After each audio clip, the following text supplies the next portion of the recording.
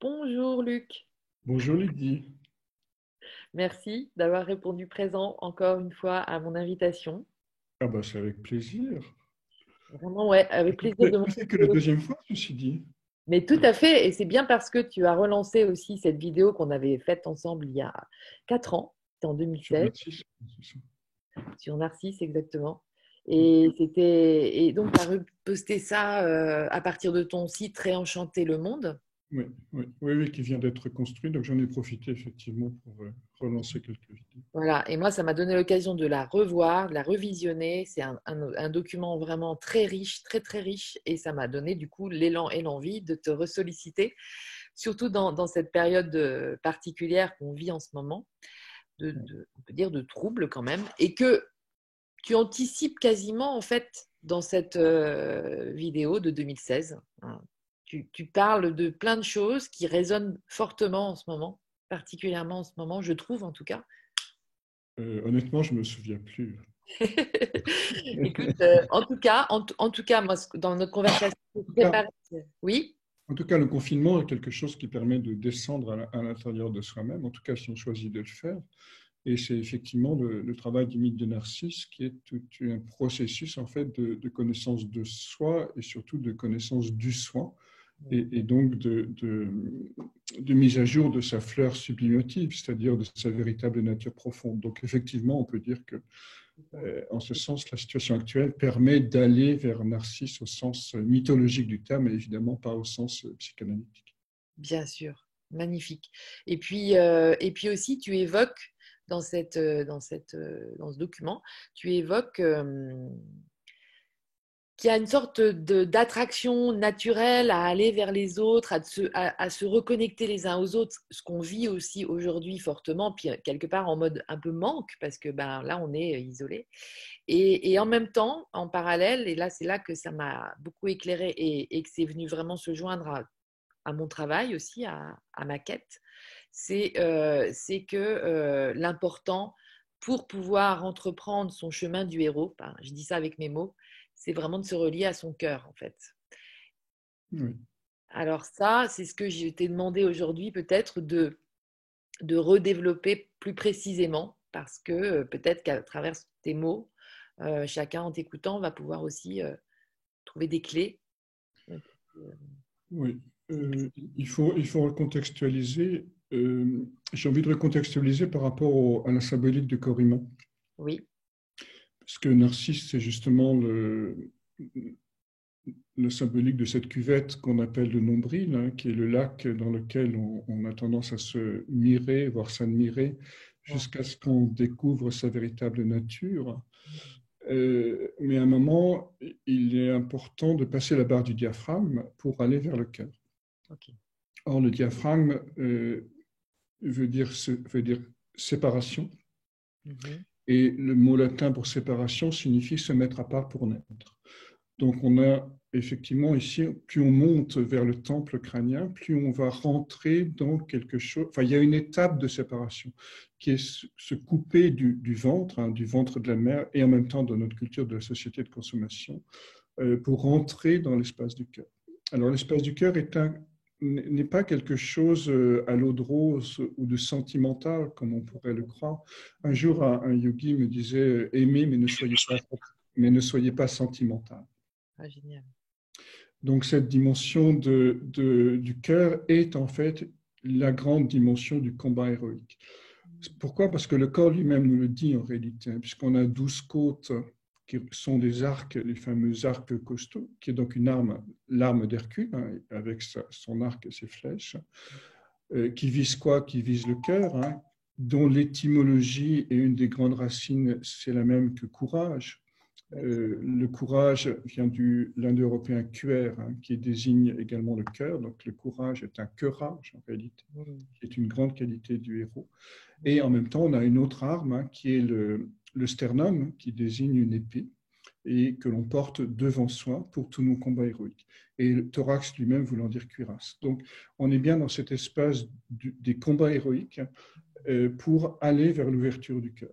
Donc D'accord. le héros, ce n'est pas celui qui fait un exploit, qui traverse la Méditerranée à la nage, par exemple, ou qui saute d'un pont. C'est quelqu'un qui s'engage pour l'ouverture du cœur. Alors, on va voir ce que veut dire l'ouverture du cœur et quelles sont les 12 grandes étapes, en fait, qui permettent ce grand processus.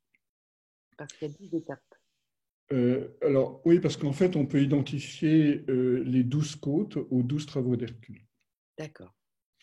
Hercule, c'est quelqu'un justement qui a commencé par se mettre à part pour naître. Dans la mythologie, on nous raconte que Hercule est devenu le roi de Mycène, donc il a réussi socialement, c'est quelqu'un qui est connu, bref, il a achevé le maximum de ce que l'on peut développer en termes de personnalité.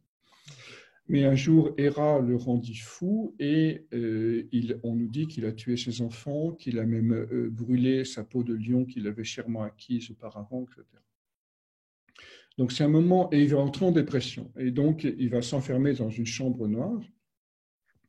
Et au bout d'un moment, il va aller voir la Pythie, puis la Pythie va lui dire, écoute, la seule manière de t'en sortir de cet état un peu catastrophique dans lequel tu te trouves, c'est d'accomplir les 12 travaux en obéissant d'une manière absolue et sans récriminer aux ordres de Zeus.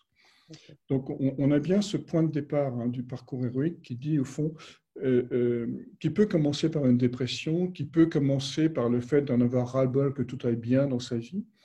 Et parce qu'Hercule, il part pas parce que ça va mal, il part parce que tout va bien en réalité. Il est rendu fou justement parce qu'il était dans une situation de faux self, confortable, agréable, de réussite sociale, de réussite familiale, de réussite professionnelle. Et à ce moment-là, il est complètement pris de court par la volonté des dieux et il perd la foi dans tout ce qu'il faisait auparavant. Donc c'est ça qui va nous mettre en route au fond.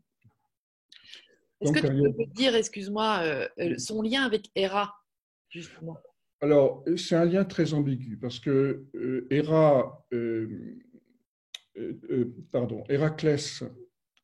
veut dire à la gloire d'Héra. Donc, dans son nom, il magnifie la déesse en réalité. Mais dans la pratique de l'histoire, Héra est jalouse d'Héraclès parce que c'est un fils de Zeus. Donc, au fond, c'est le fils d'une maîtresse de Zeus qui s'appelle Alcmène. Donc, du coup, c'est l'ennemi d'Héraclès, mais on verra qu'à la fin de son parcours, Héraclès va annoncer la gloire d'Héra, c'est-à-dire la gloire de la grande déesse. Donc tout ce parcours, c'est aussi une autre manière de dire qu'on va passer du combat héroïque vers l'ouverture du cœur. L'espace du cœur étant l'espace d'ouverture à la conscience de l'immense et notamment, pas seulement des étoiles, mais aussi des profondeurs de la Terre et de la nature tout entière. Yeah. Donc on a évidemment cette ambiguïté chez Héraclès qui est à la fois considéré comme l'ennemi d'Héra, mais qui porte en son nom le nom de la grande déesse, le nom d'Héra. Merci. Alors, tu parlais de faux self. Oui, alors ce que je voudrais mettre en place, c'est que comment se passe l'appel du parcours héroïque. C'est-à-dire, au fond, chacun probablement sent en soi que le monde dans lequel il vit n'est pas aussi parfait qu'il l'imagine. C'est-à-dire qu'il y a, même si sa vie est une réussite, même si on a de beaux enfants, fait de belles études, réussi une carrière, etc., il y a quelque chose au fond du cœur qui dit, au fond, la vie pourrait être autrement, le monde pourrait être autrement. Simplement parce que le monde aujourd'hui dans lequel nous vivons ne répond pas à la totalité des besoins de la nature humaine. C'est un monde fondé sur la nature du ventre, consommation, peur, protection, sécurité, etc. Or, le cœur va demander bien autre chose. Donc, c'est ce passage de l'ancien monde vers le nouveau monde, si on peut dire ça comme ça, que va opérer Hercule. Et ce passage vers le nouveau monde n'est pas programmatique, c'est-à-dire il n'est pas quelque chose que chacun va pouvoir imposer. Vous savez, on a eu beaucoup de tentatives de création de nouveaux mondes dans l'histoire. On a eu la Révolution française, on a eu le communisme, on a eu le nazisme, etc. Mais en réalité, ça ne peut pas se passer de l'extérieur. Ça ne peut se passer qu'à partir de quelque chose de l'intérieur à chacun. Et ça se construit d'une manière épigénétique. C'est-à-dire, ça ne se construit pas sur un programme, ça se construit, on va le voir pourquoi, dans l'accueil du présent qui révèle progressivement, sans que personne n'en ait une vision globale et complète, la nature de ce nouveau monde.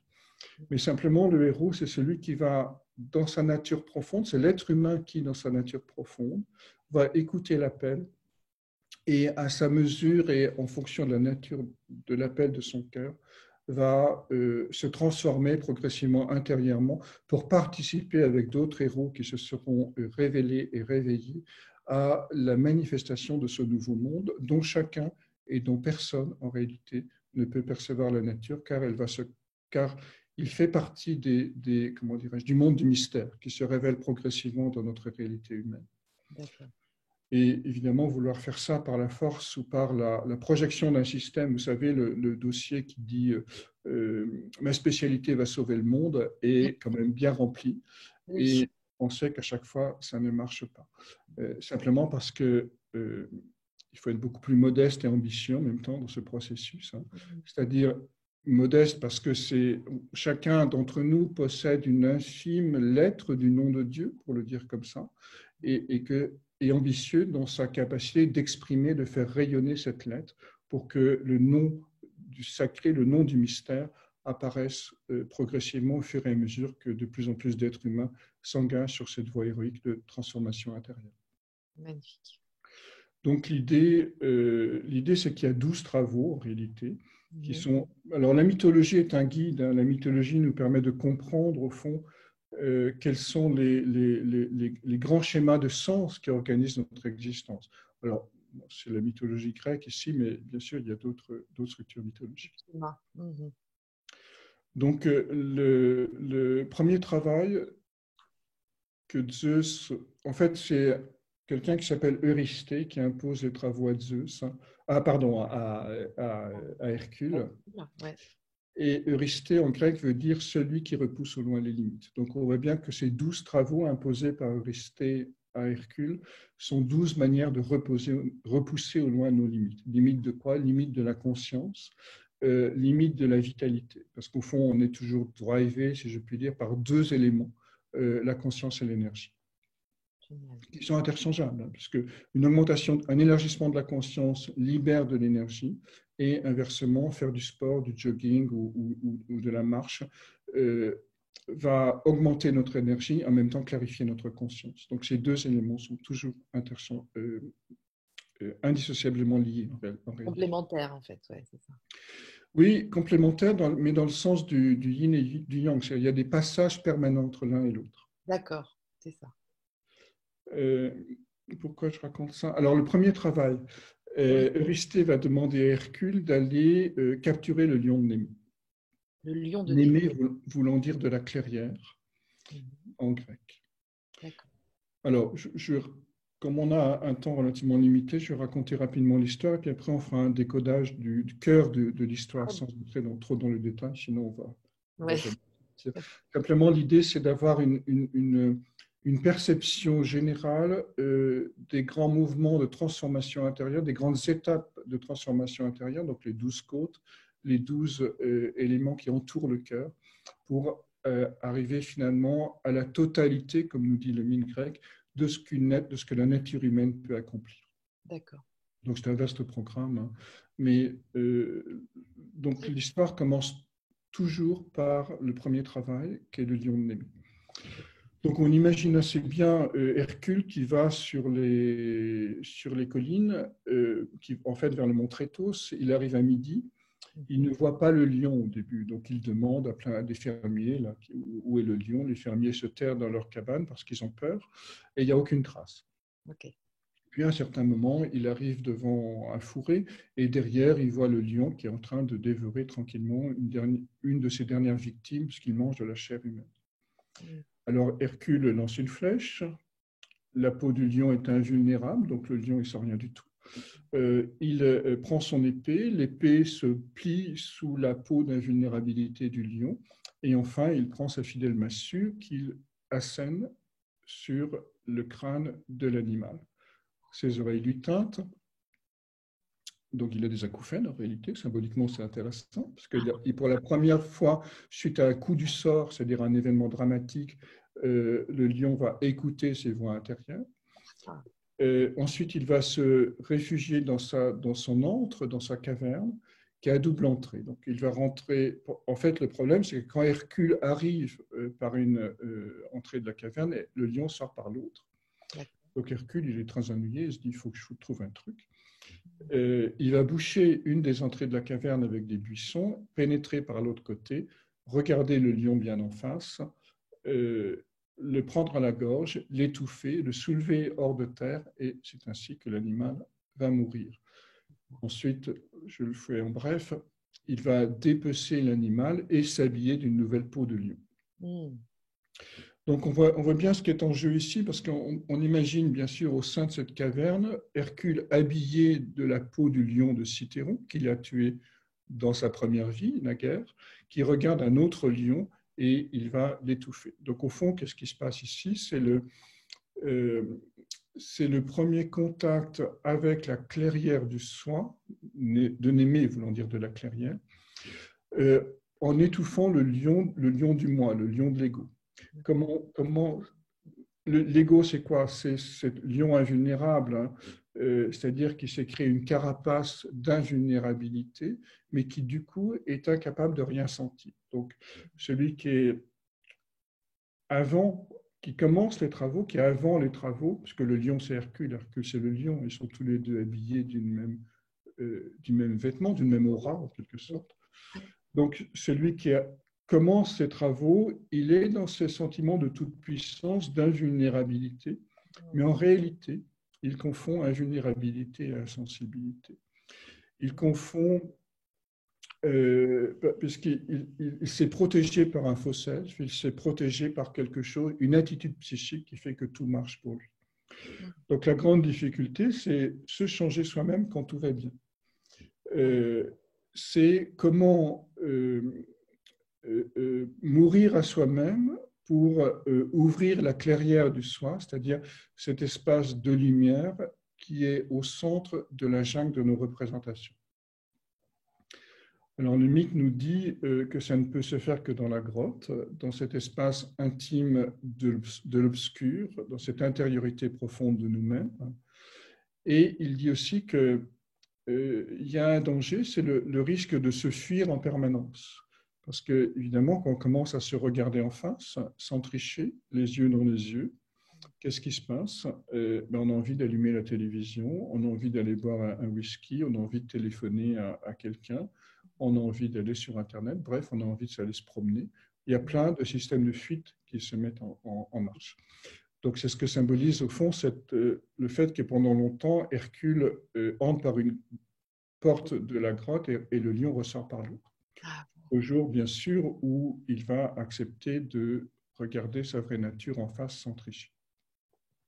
À ce moment-là, il va s'étouffer, c'est-à-dire il va couper court à tous les systèmes de justification, puisque le cou, la gorge, c'est là où passe le souffle, et donc il va arrêter de toute forme de casuistique, de justification qui maintiennent en permanence nos points de vue. D'accord. Donc, c'est cette capacité de mourir avant d'être mort, si je puis dire, qui va nous permettre de nous ouvrir à la conscience du soi et à la conscience de cette lumière qui est au fond de nous-mêmes. Alors, pour ce soir, c'est concret. Cette conscience, c'est quoi? Je crois qu'il se trouve qu'en discutant un petit peu avec les gens, il se trouve que beaucoup de personnes ont fait des expériences de ce que Jung appelle le lumineux, hein, des expériences non ordinaires. Oui. C'est-à-dire ont découvert de manière soudaine, ou parfois en se mettant dans des conditions particulières, peu importe, mais ont découvert à l'intérieur d'eux-mêmes cet espace de paix profonde, cet espace d'amour, cet espace de certitude intérieure. Ça peut se manifester différemment suivant les personnes, les lignes d'âme, qui fait que c'est un lieu refuge. C'est un lieu où la conscience peut prendre refuge parce qu'elle n'est plus dépendante du regard des autres. Donc, qu'est-ce qui se passe dans cette conscience-là quand on a tué le lion de l'ego, hein, le lion du moi? On n'est plus dans le besoin de séduire. On est justement dans une forme d'invulnérabilité, mais pas parce qu'on a une carapace, mais simplement parce qu'on est dans cet espace intérieur qui ne dépend plus du besoin d'être aimé, qui ne dépend plus du regard des autres, qui ne dépend plus d'une approbation ou n'est plus fragile sous l'effet d'une critique. Et là, on est encore à ce stade de la Comment? grande.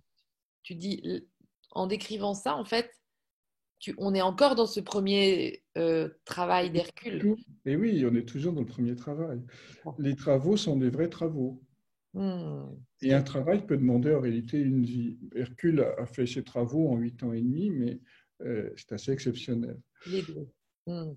Mais en fait, on va voir que ce premier travail est important parce que c'est lui qui va déclencher les autres en réalité. Tant que celui-là n'est pas fait, c'est-à-dire tant qu'on n'est pas dans cet état intérieur d'accueil, d'ouverture, de sensibilité qui est aussi une forme d'invulnérabilité, on ne peut pas faire les autres travaux. D'accord. Donc ce travail est bien sûr essentiel. La base. C'est une porte en fait, c'est une ouverture de la conscience au monde du mystère. D'accord, magnifique. Et donc le deuxième travail commandé par Eurysthée va être la conquête, la destruction, nous dit le texte, de l'hydre de Lerne. Oui. Alors l'hydre de Lerne, c'est un animal un peu monstrueux qui est au pied du lac, qui est sur les rives du lac Alcyone, non loin d'une porte des enfers par où par où Dionysos est descendu déjà pour sauver ses mêlées. Enfin bref, c'est un lieu un peu sombre. Oui. Non loin de là, il y a une ville qui s'appelle Argos, qui veut dire lumière. Et l'hydre dort sous un platane. Alors Héra, qui est Athéna, qui est l'inspiratrice du héros, lui dit, écoute, si tu envoies des flèches là-bas, tu vas toucher l'hydre. Alors, c'est ce que fait, bien sûr, Hercule. Il envoie quelques flèches, il réveille l'hydre, et il se rend compte que c'est un animal à corps de chien et qui a 9 têtes serpentiformes, c'est-à-dire un long cou et une tête en forme de serpent. D'accord. Il ne peut pas rentrer dans le lac parce il peut rentrer dans le lac, mais c'est un marécage, et on sait que l'odeur, l'haleine plus exactement de l'hydre, va tuer les personnes qui la respirent. D'accord. Donc, on voit bien que dans ce deuxième travail, en gros, il s'agit de nettoyer une grande poubelle. C'est un endroit pestilentiel. Le lac Alcyone est un lac sans fond. On dit que Néron a essayé de le sonder, qu'il n'y est pas arrivé. Et donc, c'est aussi un animal multiple puisqu'il a 9 têtes. Mais si on réfléchit à l'étymologie, hydre, ça vient de hydra, qui veut dire eau. Donc, on est bien ici dans un émotionnel collectif qui est empoisonné et qui empêche l'expression de la lumière, puisqu'il est près d'Argos, la ville lumière. Donc, qu'est-ce qui se passe dans cette logique, non pas plus qu'une logique symbolique, c'est une logique d'expérientielle, une logique d'expérience intérieure. Lorsque la conscience s'est ouverte à la présence du soi, c'est-à-dire à la présence de l'être intérieur, de notre véritable nature, elle devient hypersensible. On l'a vu, il y avait une ouverture de la sensibilité. Mais elle devient hypersensible à quoi? Au fait que nous vivons dans une poubelle psychique qui est composée de toutes les mémoires émotionnelles non digérées, non intégrées, non assimilées du collectif. Alors, ce sont quoi? Ce sont les guerres, ce sont les problèmes transgénérationnels, ce sont toutes les violences que nous a produit l'histoire, à la fois collective, transgénérationnelle, et notre histoire à nous, bien sûr. Donc, la conscience va s'ouvrir à toutes ces productions qui empoisonnent la libre circulation du fleuve qui irrigue le lac, qui est Aminomé, qui veut dire l'inimitable, qui vient de la cité Argos de la lumière. Donc, comment, au fond, la question qui va se poser, c'est dans cette deuxième étape, comment traverser les miasmes du collectif, sans se laisser, sans que notre lumière se referme. On sait qu'à chaque fois qu'on a eu une expérience un petit peu du lumineux, une expérience mystique, une expérience intérieure profonde, lorsqu'on revient dans le monde, celle-ci se referme. Simplement parce que le gros nuage du monde, les têtes de l'hydre, vont tout faire pour nous ramener dans la vie ordinaire. On voit bien que l'hydre n'est pas empoisonné par sa propre odeur, par sa propre pestilence. L'odeur, c'est quoi? C'est tout ce qui est en voie de destruction, de catabolisme au niveau biologique. Donc l'odeur n'est pas empoisonné par sa propre pestilence, seul Hercule risque de l'être. Autrement dit, seul celui qui a touché un espace de lumière risque d'être empoisonné par les miasmes du monde. Donc c'est une étape difficile, bien évidemment. Comment va faire Hercule? Il va rentrer dans le lac. Il sera accompagné de son neveu Iolaos. Iolaos qui veut dire les gens du pays en grec. Et donc, il va commencer à couper les têtes de l'hydre avec son épée. Mais hélas, quand il coupe une tête, deux autres repoussent. Et à un moment, Héra envoie, vous savez, Héra, l'ennemi d'Héraclès, va envoyer un crabe au fond du lac qui va tenter de déstabiliser le héros et de le noyer. Alors Hercule, je dis quand même, ce crabe, il lui donne un grand coup de pied et il lui résout son sort. Mais néanmoins, les têtes de l'hydre continuent à se multiplier. Alors Iolaos a une idée, il allume des brandons, il allume des buissons, il prend un bois allumé et il va cautériser, donc mettre de la lumière sur les têtes de l'hydre coupées afin qu'elles ne repoussent pas. Donc on a aussi cette idée importante, c'est que si on attaque les forces d'ombre avec beaucoup d'énergie et de conviction au nom des meilleures intentions du monde, celles-ci vont se multiplier, celles-ci vont repousser. Alors on a plein d'exemples historiques, hein, lorsqu'on attaque les terroristes par exemple, l'hydre terroriste. Évidemment, on multiplie les chefs autoproclamés qui vont diffuser ce terrorisme partout dans le monde. Ouais. Donc, au fond, on a réveillé l'hydre, en quelque sorte, avec cette fameuse guerre du Golfe. D'accord. L'hydre mondial. Mais ça marche aussi au niveau individuel. C'est-à-dire celui qui critique quelqu'un en permanence parce qu'il estime, selon sa propre vision, qu'il n'est pas dans la lumière, il va devenir comme lui. C'est-à-dire le chasseur devient comme la proie qu'il cherche à combattre. Simplement parce qu'on donne de l'énergie aux forces d'ombre, aux forces négatives. Et à ce moment-là, elles font boum, que c'est bon, c'est délicieux, ça va me donner plus de force. Et les têtes de l'hydre vont se multiplier. Alors Jung appelait ce phénomène l'énantiodromie, c'est-à-dire le chasseur devient semblable à la proie à force de la chasser. Wow. Donc Iolaos nous dit la chose suivante, il nous dit la seule manière que ces têtes ne repoussent pas, c'est de leur mettre de la lumière, de les cautériser, c'est-à-dire de soigner une blessure. Car bien sûr, aussi bien les terroristes que l'hydre dans le mythe fondent leur capacité d'empoisonnement du réel sur une blessure. Et donc, on va entrer ici dans une dimension de reconnaissance de la blessure pour que la multiplication des forces d'ombre ne se produise pas. Magnifique, c'est incroyable. C'est exactement les mythes. J'invente rien en réalité. Tellement bien décodé. Merci pour ce décodage incroyable. Et donc, dans cette seconde étape que nous dit le mythe, il nous dit pour traverser les zones de souffrance, les zones d'ombre, cette poubelle psychique collective qu'on appelle souvent l'astral, hein, qui est plein de mémoires de rancœur, de violence, de frustration, etc.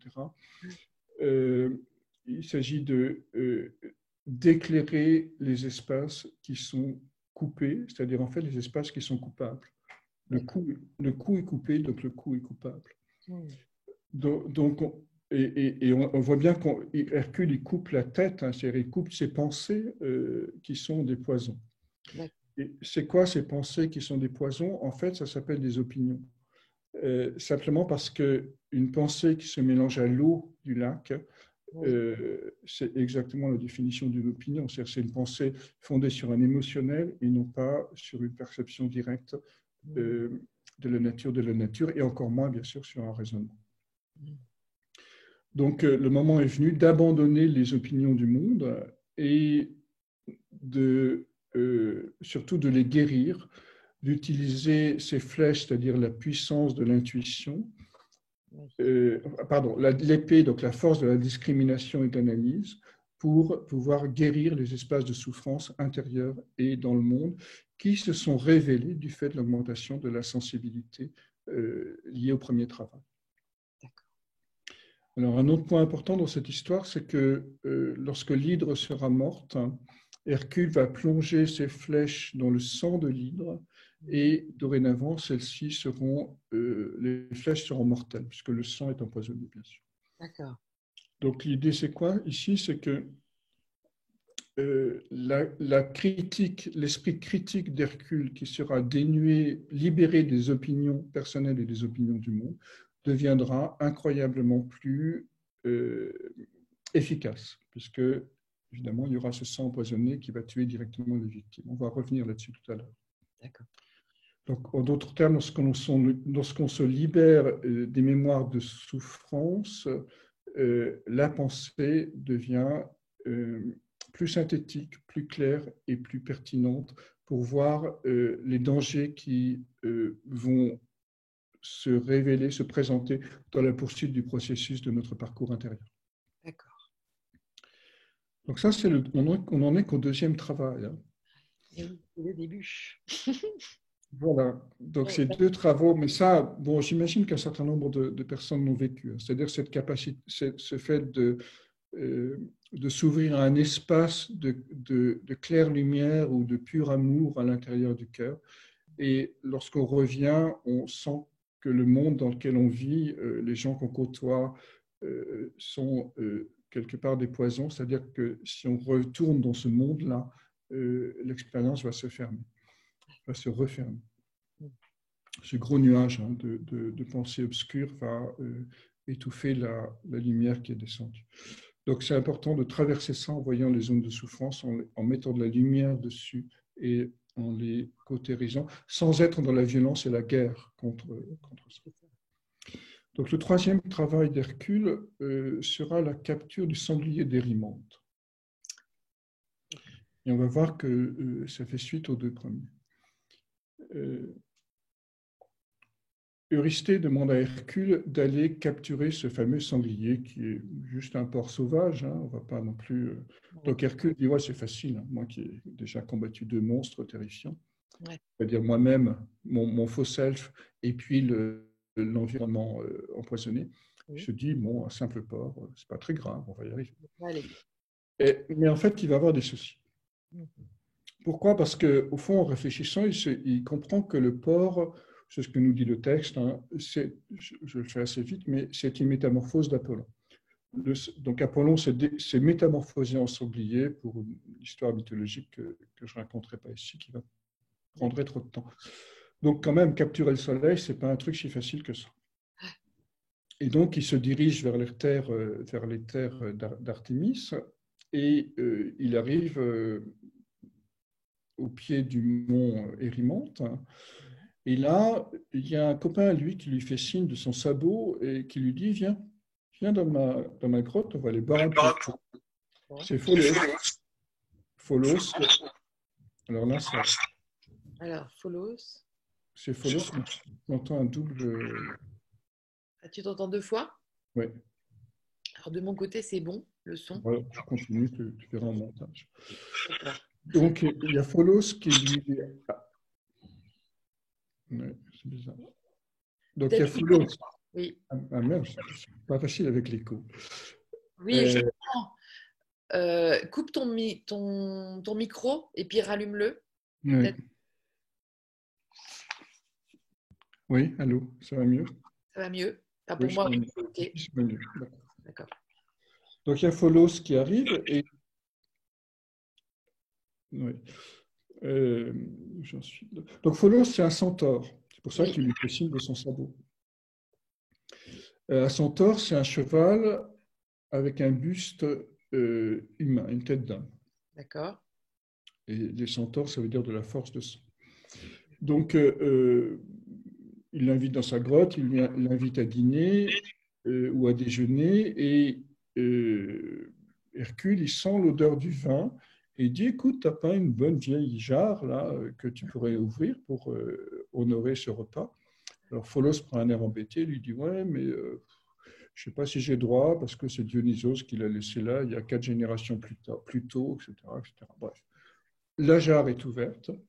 L'odeur du vin attire les centaures. Il y a les mauvais, entre guillemets, centaures, c'est-à-dire les centaures qui sont des forces vives de la nature, qui ne sont pas apprivoisés. Donc les centaures ces centaures-là, attirés par l'odeur du vin, deviennent complètement fous, ils se précipitent, ils veulent voler le vin, Hercule se défend, il lance des flèches, il tue la moitié des centaures, bref, une guerre mémorable se met en place. Et puis dans ce combat, il va par accident blesser Chiron, qui est un autre centaure, mais qui veut dire, main, donc qui est le centaure de la civilisation. Et puis également, Pholos, son ami, qui veut dire conseiller, sera blessé. Et ils vont tous les deux mourir parce qu'évidemment, enfin, Pholos va mourir parce qu'évidemment, c'est la flèche empoisonnée de l'hydre de Lerne, avec le sang de l'hydre de Lerne. Et Chiron, qui lui est immortel, va souffrir pendant encore un certain temps et il ne va pas pouvoir guérir sa blessure. D'accord. Donc, il est très ennuyé, ce pauvre Hercule, mais il continue quand même son chemin. Il monte au sommet du mont Érymonte, là où il y a de la neige. Il pousse un grand cri. Le sanglier sort de son repère. Il le fait descendre dans un trou, dans une congère. Et là, il descend dans la congère. Il attache solidement le sanglier sur son dos et il redescend dans la vallée pour apporter le sanglier à Eurysthée. Voilà l'histoire. D'accord. Donc on voit bien qu'ici, c'est la conquête du soleil. Et la conquête du soleil, c'est quoi? C'est le fait d'arrimer solidement à son dos la présence du soi. Parce que jusqu'à présent, premier travail, c'est juste une effluve, c'est une clairière en réalité. Oui. Deuxième travail, il faut traverser les ombres qui risquent de la recouvrir. Et troisième travail, il va falloir attacher solidement à la conscience de sa conscience la présence du soi, c'est-à-dire deviner le sens de son destin. Car Érymonte, en effet, veut dire prophétie par tirage au sort. Prophétie par tirage au sort. Wow. Oui. Alors, la prophétie par tirage au sort, c'était évidemment pas le hasard objectif, hein, ni le hasard de la mécanique quantique. C'était la volonté des dieux qui s'exprimait par le tirage au sort de la pensée grecque. Donc, on voit bien que Hercule, en arrimant le soleil dans son dos, il va accomplir dorénavant la volonté des dieux, c'est-à-dire, nous, on dirait la volonté du soi, la volonté de son âme. D'accord. Alors, pourquoi dans son dos? C'est intéressant de se rappeler que les Grecs anciens pensaient que le futur était derrière eux et le passé était devant eux. Alors nous, on pense l'inverse en général. On dit le futur est devant moi ben, parce que, en fait, je me dirige vers un but, donc j'ai un objectif et je veux l'atteindre, donc c'est mon futur. Et le passé est derrière moi parce que le passé, il est passé et j'en ai à peu près rien à faire. Mais ça, c'est le point de vue de l'ego, c'est le point de vue du moi, c'est le point de vue du sujet. Mais le point de vue de l'esprit, le point de vue de l'âme est inversé. Parce que lorsqu'on est dans ce point de vue du soleil, du soi, le futur est derrière nous parce qu'on ne le voit pas, et le passé est devant nous parce qu'on le voit. Énorme. Donc, c'est une logique à peu près imparable hein, dans la pensée grecque. Hein. C'est-à-dire, mais ça suppose d'avoir conscience d'être poussé dans son dos par, au niveau des omoplates, c'est-à-dire nos petites ailes hein, qui vont nous permettre ce processus d'élévation. D'accord. Et de renoncer à atteindre des objectifs personnels tant qu'on considère que le futur est devant nous.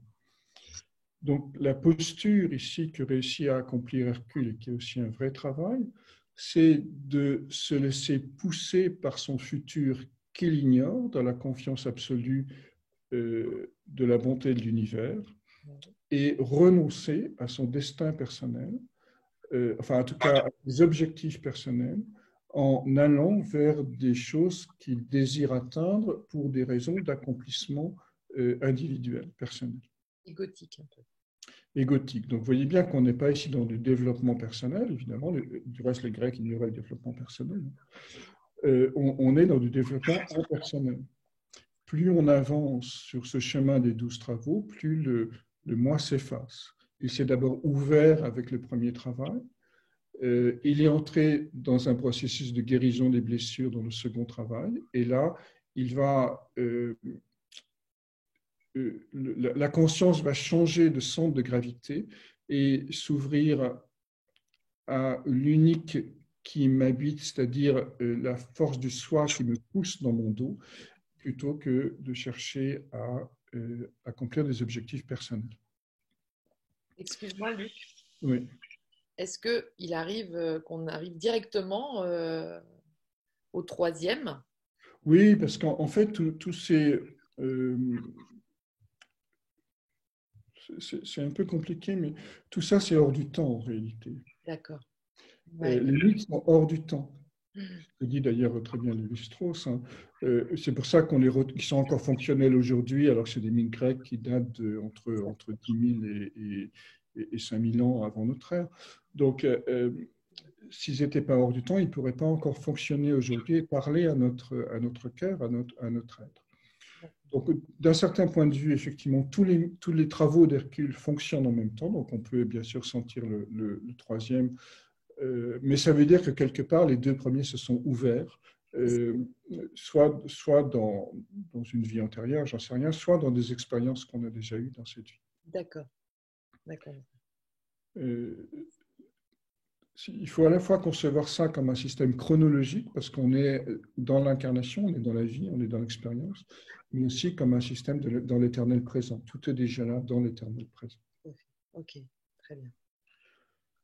Donc, comment a été possible ce troisième travail? Donc, avec l'histoire des centaures, justement.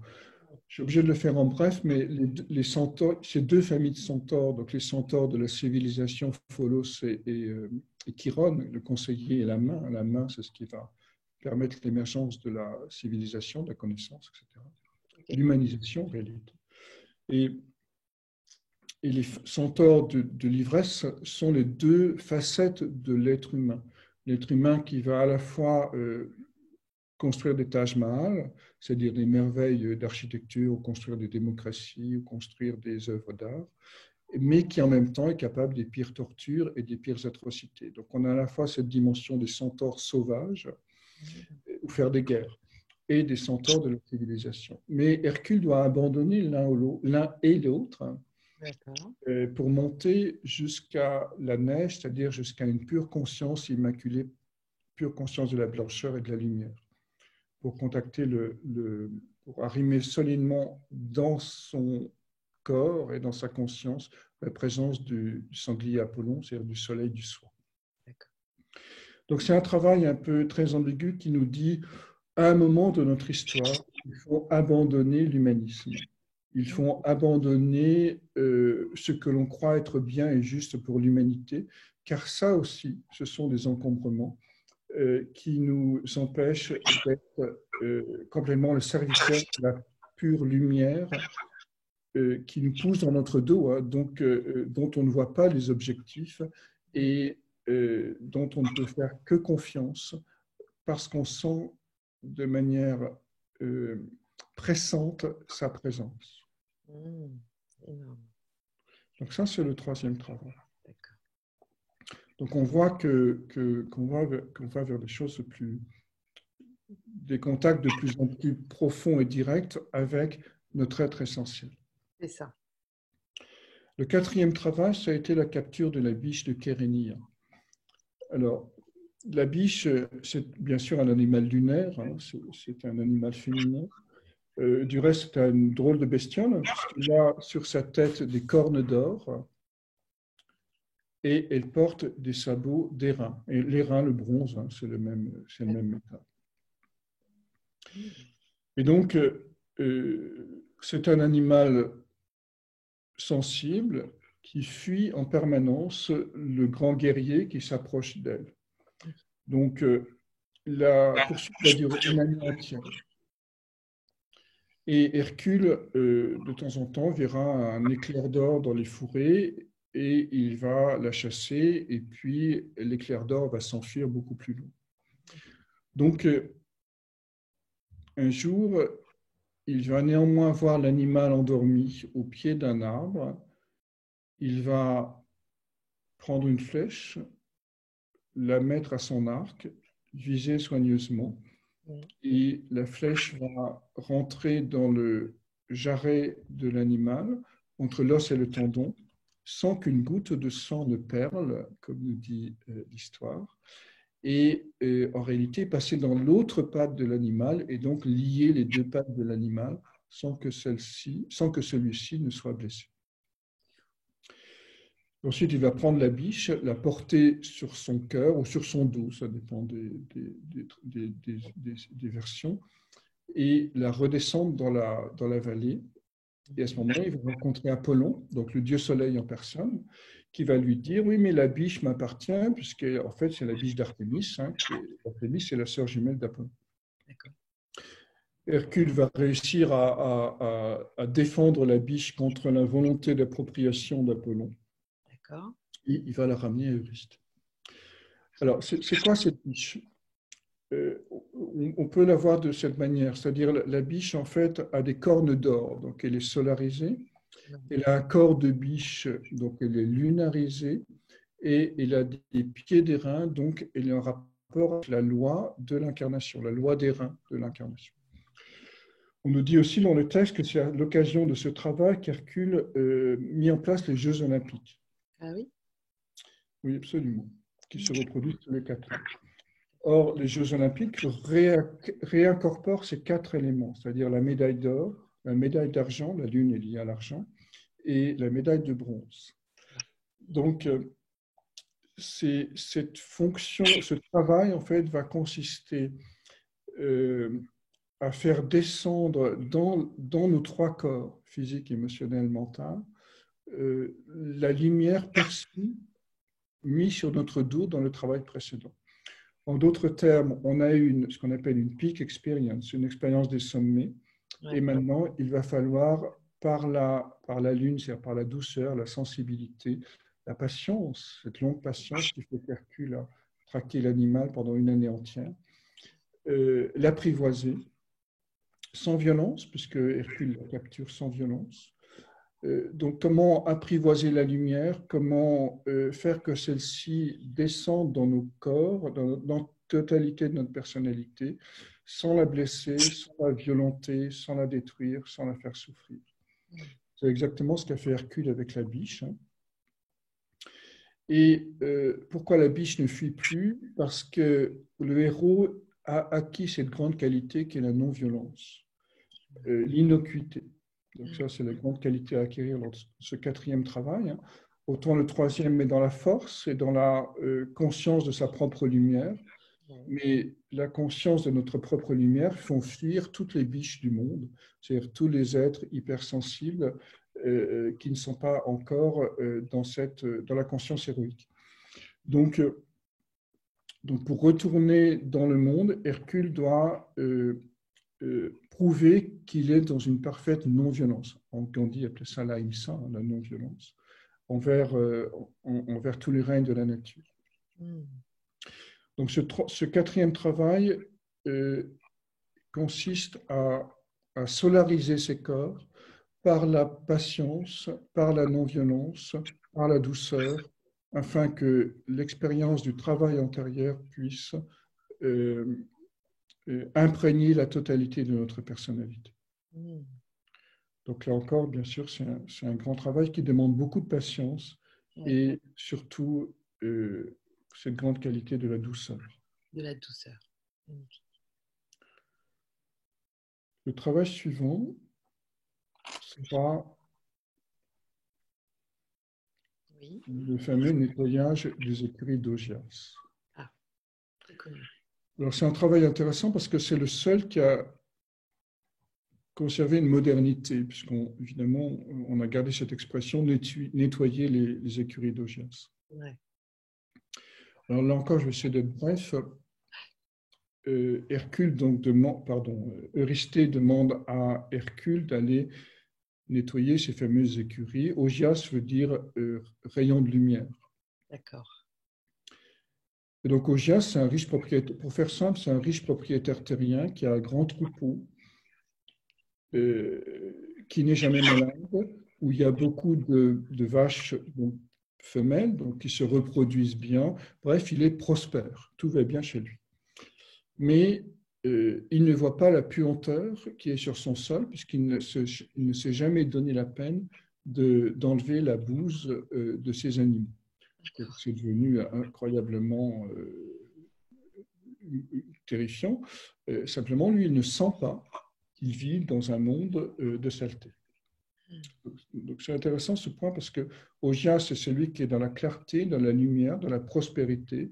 C'est un grand bourgeois, si vous voulez, mais qui ne ressent pas, c'est-à-dire qui est dans le déni de sa sensibilité et de ses émotions.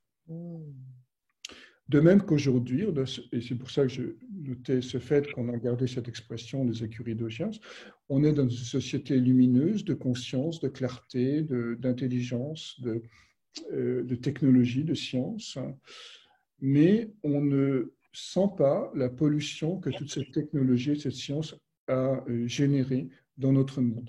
Alors bien sûr, on ne sent pas le gaz carbonique produit par les voitures, et on ne le voit pas non plus. Donc on ne voit pas, cette pestilence est devenue invisible. Donc ce grand travail va être comment nettoyer cette pestilence qui encombre le corps de la terre et qui encombre sur le plan intérieur le corps du héros.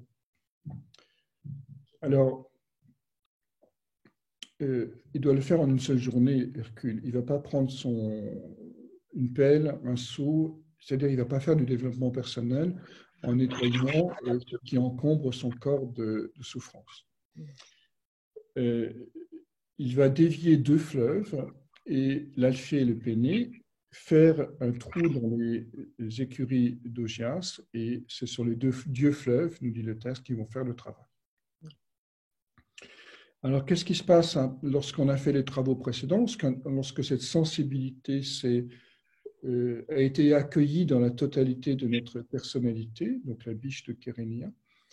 Il se passe que il y a 2 grands fleuves qui vont s'ouvrir, 2 grandes nouvelles énergies qui vont descendre dans le corps, qui est le fleuve d'amour lié au cœur et le fleuve de vie lié au plexus solaire.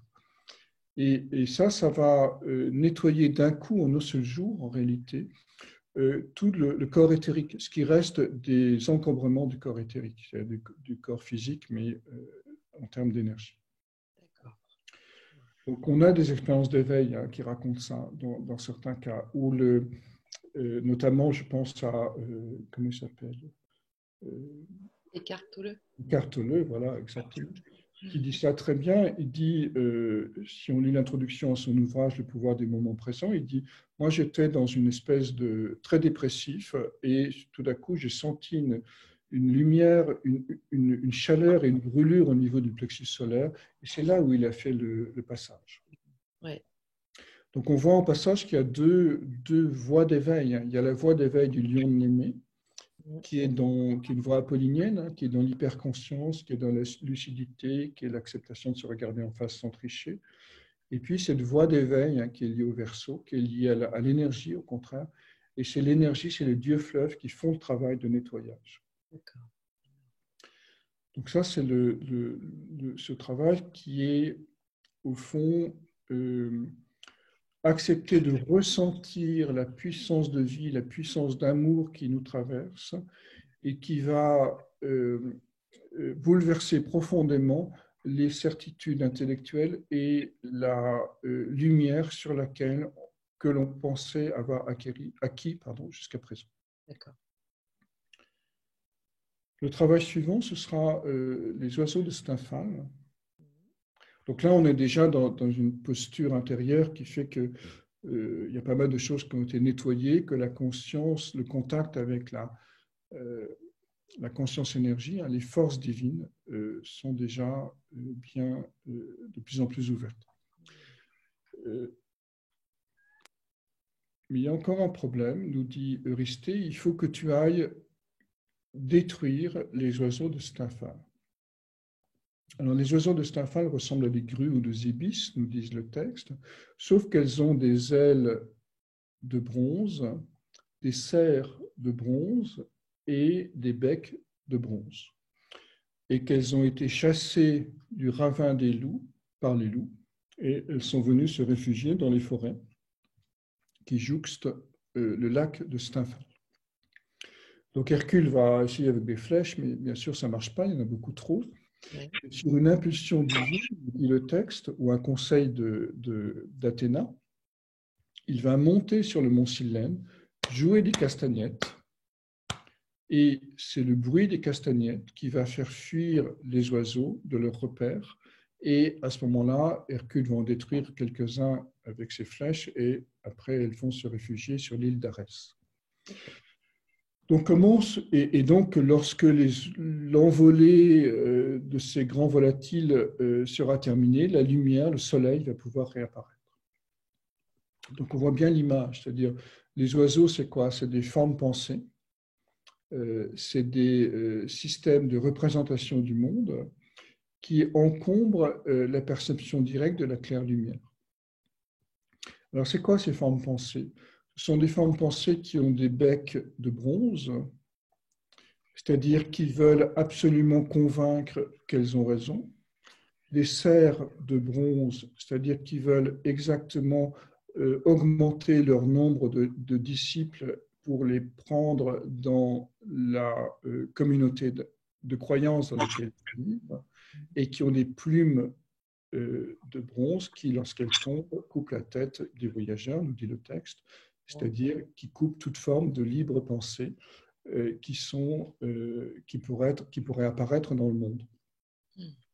Donc on voit bien que ces oiseaux, ces volatiles, ces oiseaux de Stymphale, sont foisons dans le monde. Ce sont tous les ismes, communisme, socialisme, libéralisme, les trois monothéismes, etc., etc., etc. Symbolisme, athéisme.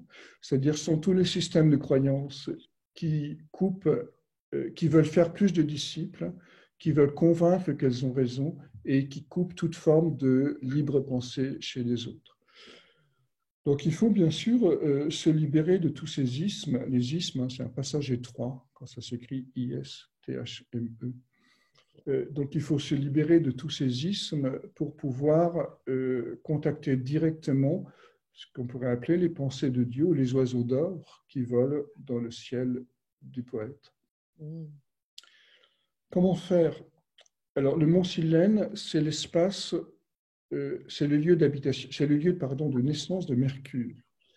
Donc il faut se placer au-dessus du mental, au-dessus de Mercure, et jouer des castagnettes, c'est-à-dire c'est la puissance métamorphosante de la transe, de la danse, du rythme et de la musique, qui fait qu'on va pouvoir chasser tous ces oiseaux. D'accord. Parce qu'ici, on voit bien que la musique, plus que la lumière, du reste, parce que la lumière apporte la connaissance, mais la musique, parce qu'elle est plus proche, ses fréquences sont plus basses que celles de la lumière, elles sont plus proches de l'homme, donc elles sont plus proches de la nature humaine, elles sont plus capables de transformer l'être humain que ne l'est la lumière. Donc il suffit d'écouter de la musique, les yeux fermés, et on sent bien que celle-ci nous emporte vers des zones de nouveaux espaces ou de nouvelles profondeurs ou de nouvelles sombritudes, pour utiliser ce néologisme. Donc on voit bien que la musique est thérapeutique, la musique transforme l'être humain. Donc c'est ce rythme, cette transe liée à la musique qui va permettre à Hercule de poser sa conscience au-dessus de son mental et de comprendre pour la première fois que la conscience n'est pas la pensée, que la pensée n'est pas la conscience. Et ça, c'est un point important, évidemment, dans le processus intérieur, puisqu'à ce moment-là, pour la première fois, le héros, que nous sommes tous, peut poser sa conscience au-dessus de son mental et recevoir directement la claire lumière du soleil qui va éclairer son existence. Wow. Donc ça, c'est le travail d'Hercule après le grand nettoyage des écuries d'Augias, le grand nettoyage du corps éthérique. Après les oiseaux, viendra 6 autres travaux. Ces 6 premiers travaux, en fait, ont lieu dans le Péloponnèse. Donc, c'est des travaux, on va dire, dans notre symbolique ici, qui vont nous permettre de contacter pleinement la nature du soi. D'accord. Les autres travaux vont se placer en dehors du Péloponnèse, dans d'autres régions de la Grèce. Donc, ils vont nous dire comment, après avoir s'être ouvert à l'âme individuelle, pour le formuler comme ça, le héros du cœur va pouvoir s'ouvrir à l'âme du monde. Puisque le cœur a une forme conique et le cône est toujours un espace de passage. Donc le cône, c'est à la fois l'âme individuelle, ce qu'on appelle le soi parfois, mais le soi est en contact avec le collectif, avec l'âme du monde. Donc les 6 prochains travaux vont explorer cette âme du monde. Alors, le premier des 6 travaux suivants, c'est le taureau de Crète. On a peu d'informations sur le taureau de Crète, mais l'idée, c'est quoi? C'est que le taureau est devenu sauvage. Est devenu, pardon? Sauvage. Sauvage. Parce qu'auparavant, il appartenait à Minos.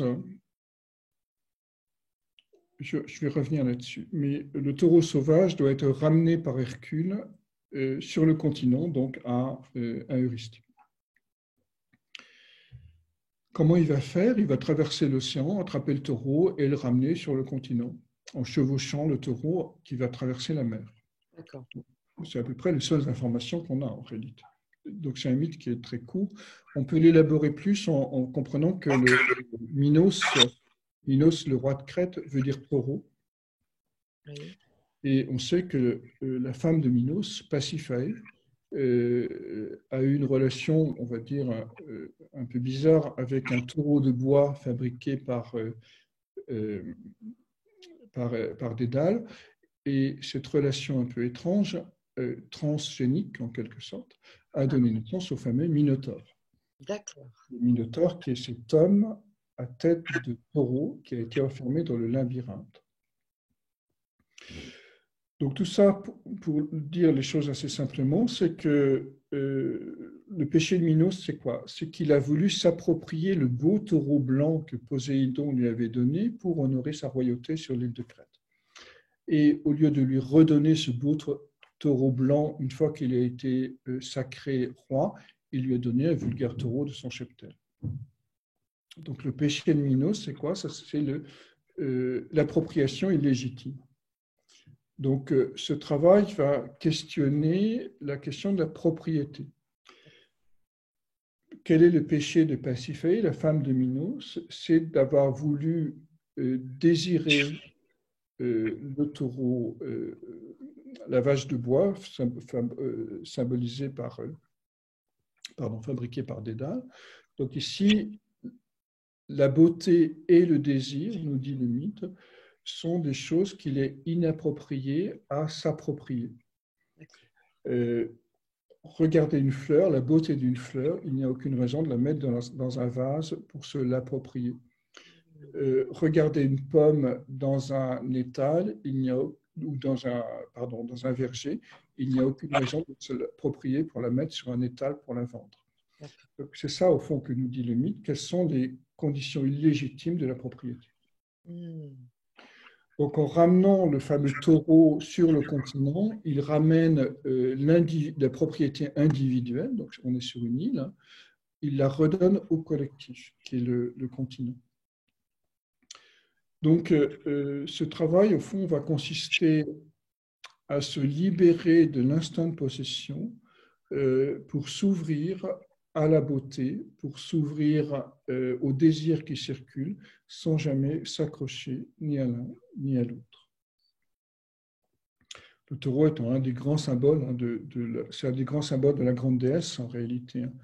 Cette image de la femme qui accouche d'un taureau remonte au néolithique, c'est pas seulement Pasiphae qui accouche du Minotaure, c'est une grande image du néolithique, c'est-à-dire au fond, c'est le taureau dans sa version lumière symbolise le mariage de l'esprit avec la matière. D'accord.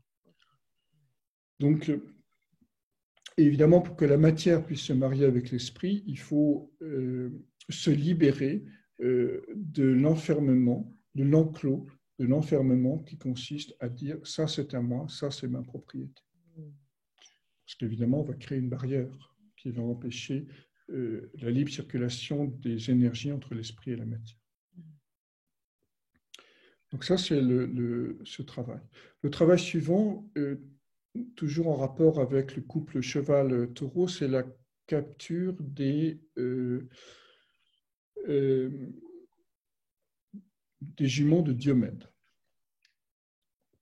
Des juments. Alors, des juments de Diomède. Alors, on peut aussi associer, peut-être pour clarifier, chaque travail à un signe du zodiaque. Ah oui. Puisque on sera plus sensible à un certain travail qu'à d'autres en fonction de la nature de son signe solaire. Parce que Hercule est un héros solaire, hein. Donc le soleil dans le signe va indiquer quel travail nous correspond le plus dans cette vie. Alors je les reprends rapidement parce que je ne les ai pas donnés. Donc le lion de Némée, c'est le signe du lion, bien sûr. Oui. L'hydre de Lerne, c'est le signe du cancer. Le sanglier d'Érimante, c'est le signe du Capricorne. On monte jusqu'au sommet de la montagne pour arriver dans cette pure blancheur, cette pure existence. Les écuries d'Augias, c'est le Verseau. D'ailleurs, Eckhart Tolle était du signe du Verseau. Et toujours. Les oiseaux de Stymphale, c'est le Sagittaire. Hein, le Sagittaire qui a souvent tendance à chercher à convaincre les autres que son système de représentation du monde va sauver le monde. Il fait du prosélytisme souvent avec la meilleure bonne volonté du monde. Et puis, je crois que j'en oublie un, je ne sais plus lequel. Le taureau? Le taureau, oui, le taureau, il y a une ambiguïté, mais je n'ai pas le temps de démontrer ici. Ce n'est pas le signe du taureau, c'est en fait le signe de la Vierge. D'accord. Et le bélier, ce sera les cavales mangeuses d'hommes, donc les juments de Diomède. Ok. Qui sont des animaux femelles, qui sont sauvages et qui dévorent de la chair humaine. Alors, Diomède, qui est le fils de Mars, hein, fils d'Arès, enchaîne ses cavales extrêmement dangereuses à une mangeoire avec des chaînes de fer et il leur donne à manger de la chair humaine. Donc Hercule arrive, maintenant c'est un héros, donc il fait des trucs assez facilement, surtout qu'il s'est complètement ouvert aux 6 premiers travaux, c'est-à-dire la totalité de sa nature spirituelle. Donc il va arriver, il va libérer les cavales, il va confier ses animaux à Abderos, qui est son amant, nous dit le texte, hein, qui est un fils d'Hermès, et il va également entrer en bataille contre les Bistoniens, peu importe, et il est sur le point de perdre la bataille, et à ce moment-là, il va ouvrir un canal entre la mer et le champ de bataille. Ses ennemis vont être inondés et il va ainsi pouvoir les vaincre. D'accord. Il va revenir vers Abderos, mais entre-temps, Abderos a été bouffé par les cavales qu'il n'a pas été capable de maîtriser. Donc Hercule doit repartir à nouveau, recapturer les cavales. Il les recapture facilement, bien évidemment. Et il donne à manger à ces cavales qui sont quand même affamés, il leur donne à manger Diomède. Elles se régalent. Et ensuite, il les attelle à son char et il les ramène à Eurysthée. Donc, c'est quoi ces cavales? Ce sont les élans sauvages qui nous habitent. Pourquoi? C'est la puissance de vie, c'est pour ça que c'est aussi le signe du bélier, hein. C'est la puissance vitale qui a été réveillée du fait de toutes nos expériences antérieures. Donc, on a une énergie débordante, mais à quoi va servir cette énergie? Oui. Donc, Diomède est un mauvais maître parce qu'il cherche à contraindre ses énergies vitales par le fer et la chaîne. Et également aussi, donc par la volonté en réalité. D'accord. Par la maîtrise, par le contrôle. Mais c'est aussi un mauvais maître parce qu'il leur donne à manger des nourritures qui ne correspondent pas à leurs besoins naturels, à savoir de la chair humaine. C'est ça. Donc, ça veut dire quoi? Ça veut dire qu'à chaque fois qu'on est enchaîné à un travail ou à une situation qui ne correspond pas à nos besoins profonds, réels, la vitalité du soi, à ce moment-là, on devient sauvage, dangereux et destructeur pour soi-même, pour sa propre chair humaine et pour les autres. Donc la question à se poser dans ce travail, est-ce que mes élans vitaux servent le soi, servent l'univers, ou est-ce qu'ils servent encore le désir de confort, la peur de... Est-ce que j'accepte de me laisser enchaîner à des choses qui ne me conviennent pas. D'accord. Donc ça, c'est la vraie question à se poser. Et évidemment, il s'agit de les libérer. Comment Hercule va les libérer? Il va d'abord confier les cavales, c'est-à-dire ces élans sauvages, cette puissance vitale qui nous habite, à Abderos, fils d'Hermès, donc au mental, à la pensée. C'est l'amant d'Abderos. Donc il y a encore une partie d'Hercule qui est identifiée à ses pensées. D'accord. Mais évidemment, ce n'est pas les pensées, ce n'est pas l'intelligence, ce n'est pas la réflexion qui peut contrôler les élans sauvages. Et donc, ces élans sauvages, au contraire, vont manger Abderos, vont détruire l'intelligence qui cherche à les contrôler. Donc, ce n'est pas l'intelligence qui contrôle nos pulsions, ce n'est pas la maîtrise qui contrôle nos pulsions, comme Diomède. C'est quoi? C'est le fait d'ouvrir un territoire, un canal entre la Grande Mer et le champ de bataille. C'est-à-dire de faire circuler l'eau de la Grande Mer vers le bassin. Autrement dit, c'est de s'ouvrir à une dimension de compassion, d'amour universel, d'oblativité, d'empathie, qui va ramener la paix sur le territoire. Et donc à ce moment-là, dans cette ambiance d'empathie, de présence de l'amour, les élans sauvages vont accepter d'être attelés au char d'Hercule, c'est-à-dire de servir le héros, de servir la conscience qui a accepté de servir Jupiter, c'est-à-dire le sens du destin, le sens de son destin. Donc ça aussi, c'est un travail difficile, hein, qui se fait assez vite néanmoins, mais la clé ici, c'est l'ouverture à cette dimension de compassion qui va adoucir les mœurs en quelque sorte et permettre d'orienter nos élans vitaux vers quelque chose d'utile au monde. En renonçant, bien sûr, si on est encore dans quelque chose de trop personnel, au fait de, plutôt en acceptant de reconnaître que toutes nos énergies ne sont pas mises au bon endroit parce qu'elles servent une entreprise, par exemple, qui ne correspond pas à nos valeurs éthiques, parce qu'elles servent une association qui nous bouffe nos énergies et que finalement, ce n'est pas si important que ça, etc. Magnifique. J'essaie de ramener un peu au concret pour voir que tout ça, c'est en réalité des choses extrêmement pratiques dans notre vie quotidienne.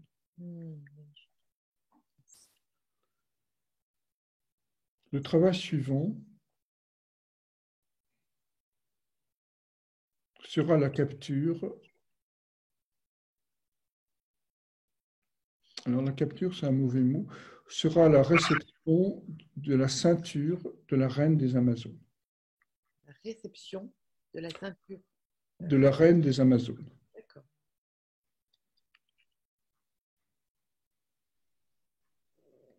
Parce qu'en fait, ce qui se passe, c'est que la fille de Ristée, admettez, adorerait avoir la ceinture d'or d'Arès, Oui. que Arès a donnée à sa propre fille, qui est la reine des Amazones. Donc Ristée profite en fait de l'aubaine et dit, écoute Hercule, puisque je peux te donner tous les ordres que je veux, tu vas aller quérir cette ceinture pour ma fille. D'accord.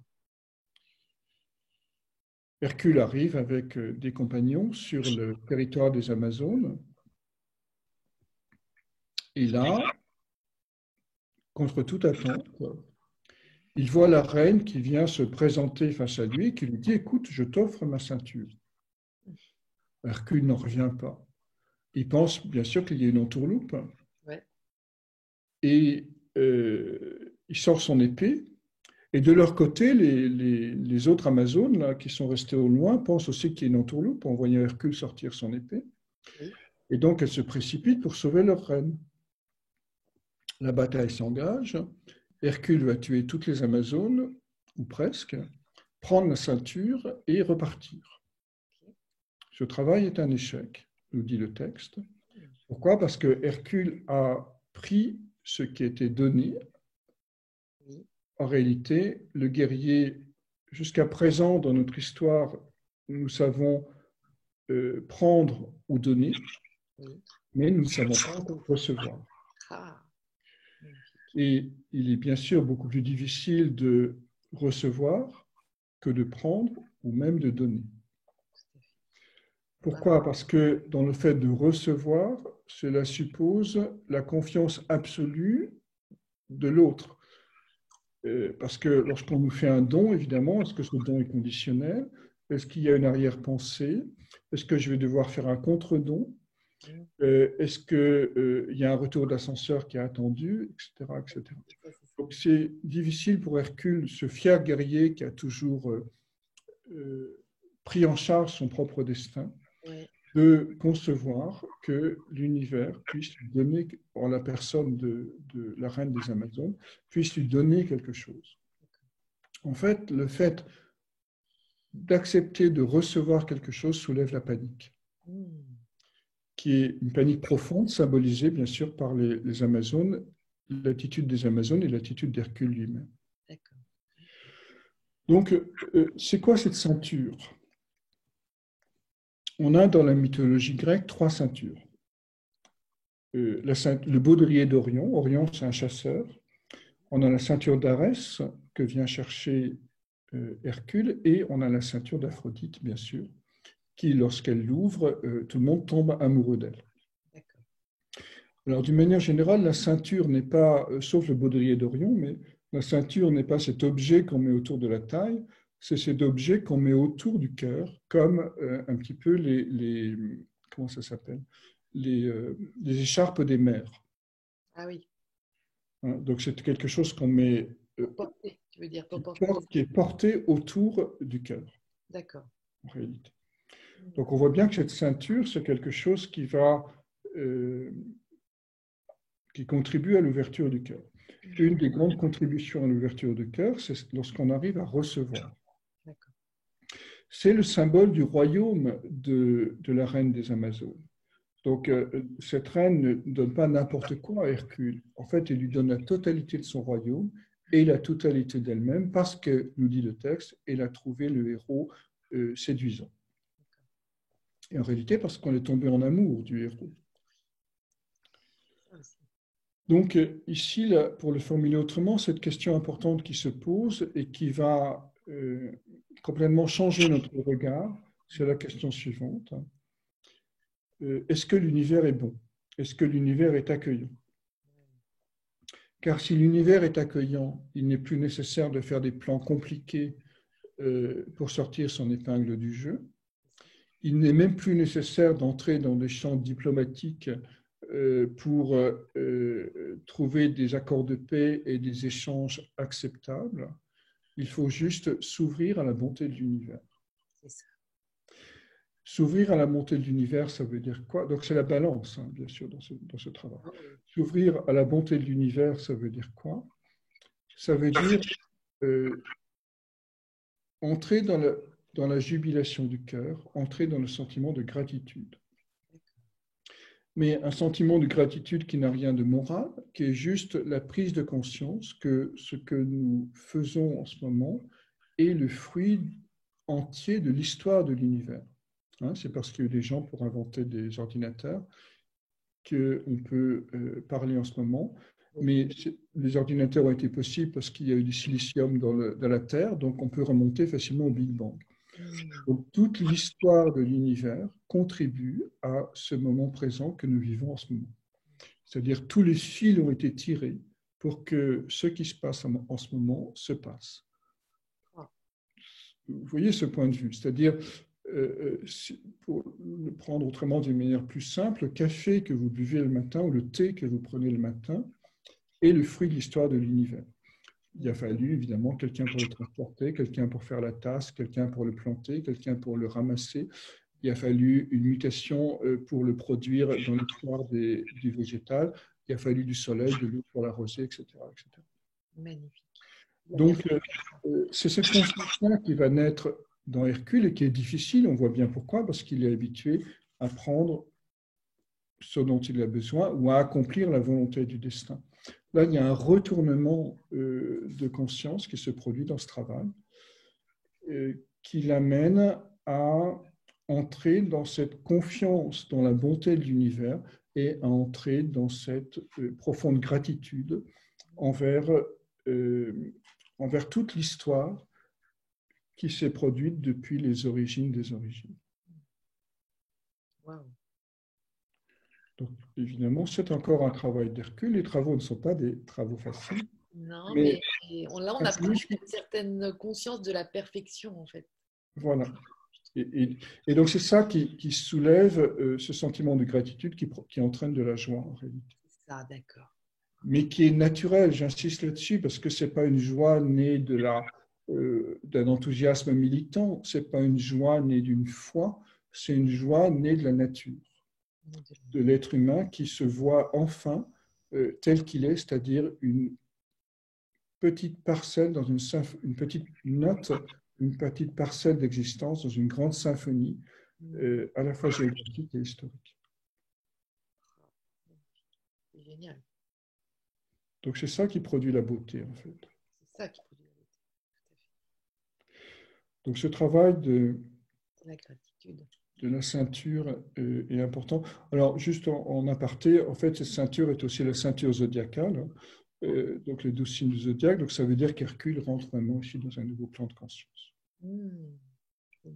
Cette ceinture que portaient les grandes déesses, Inanna, Ishtar et Vénus, bien sûr. Et ça a un lien, le fait que ce soit des Amazones, avec le féminin aussi? Bien sûr, parce que oui, bien sûr, parce que les Amazones ont une idée encore très imparfaite de ce qu'est le féminin, parce que ce sont des femmes guerrières qui, du reste, se coupent un sein pour mieux tirer à l'arc. Oui.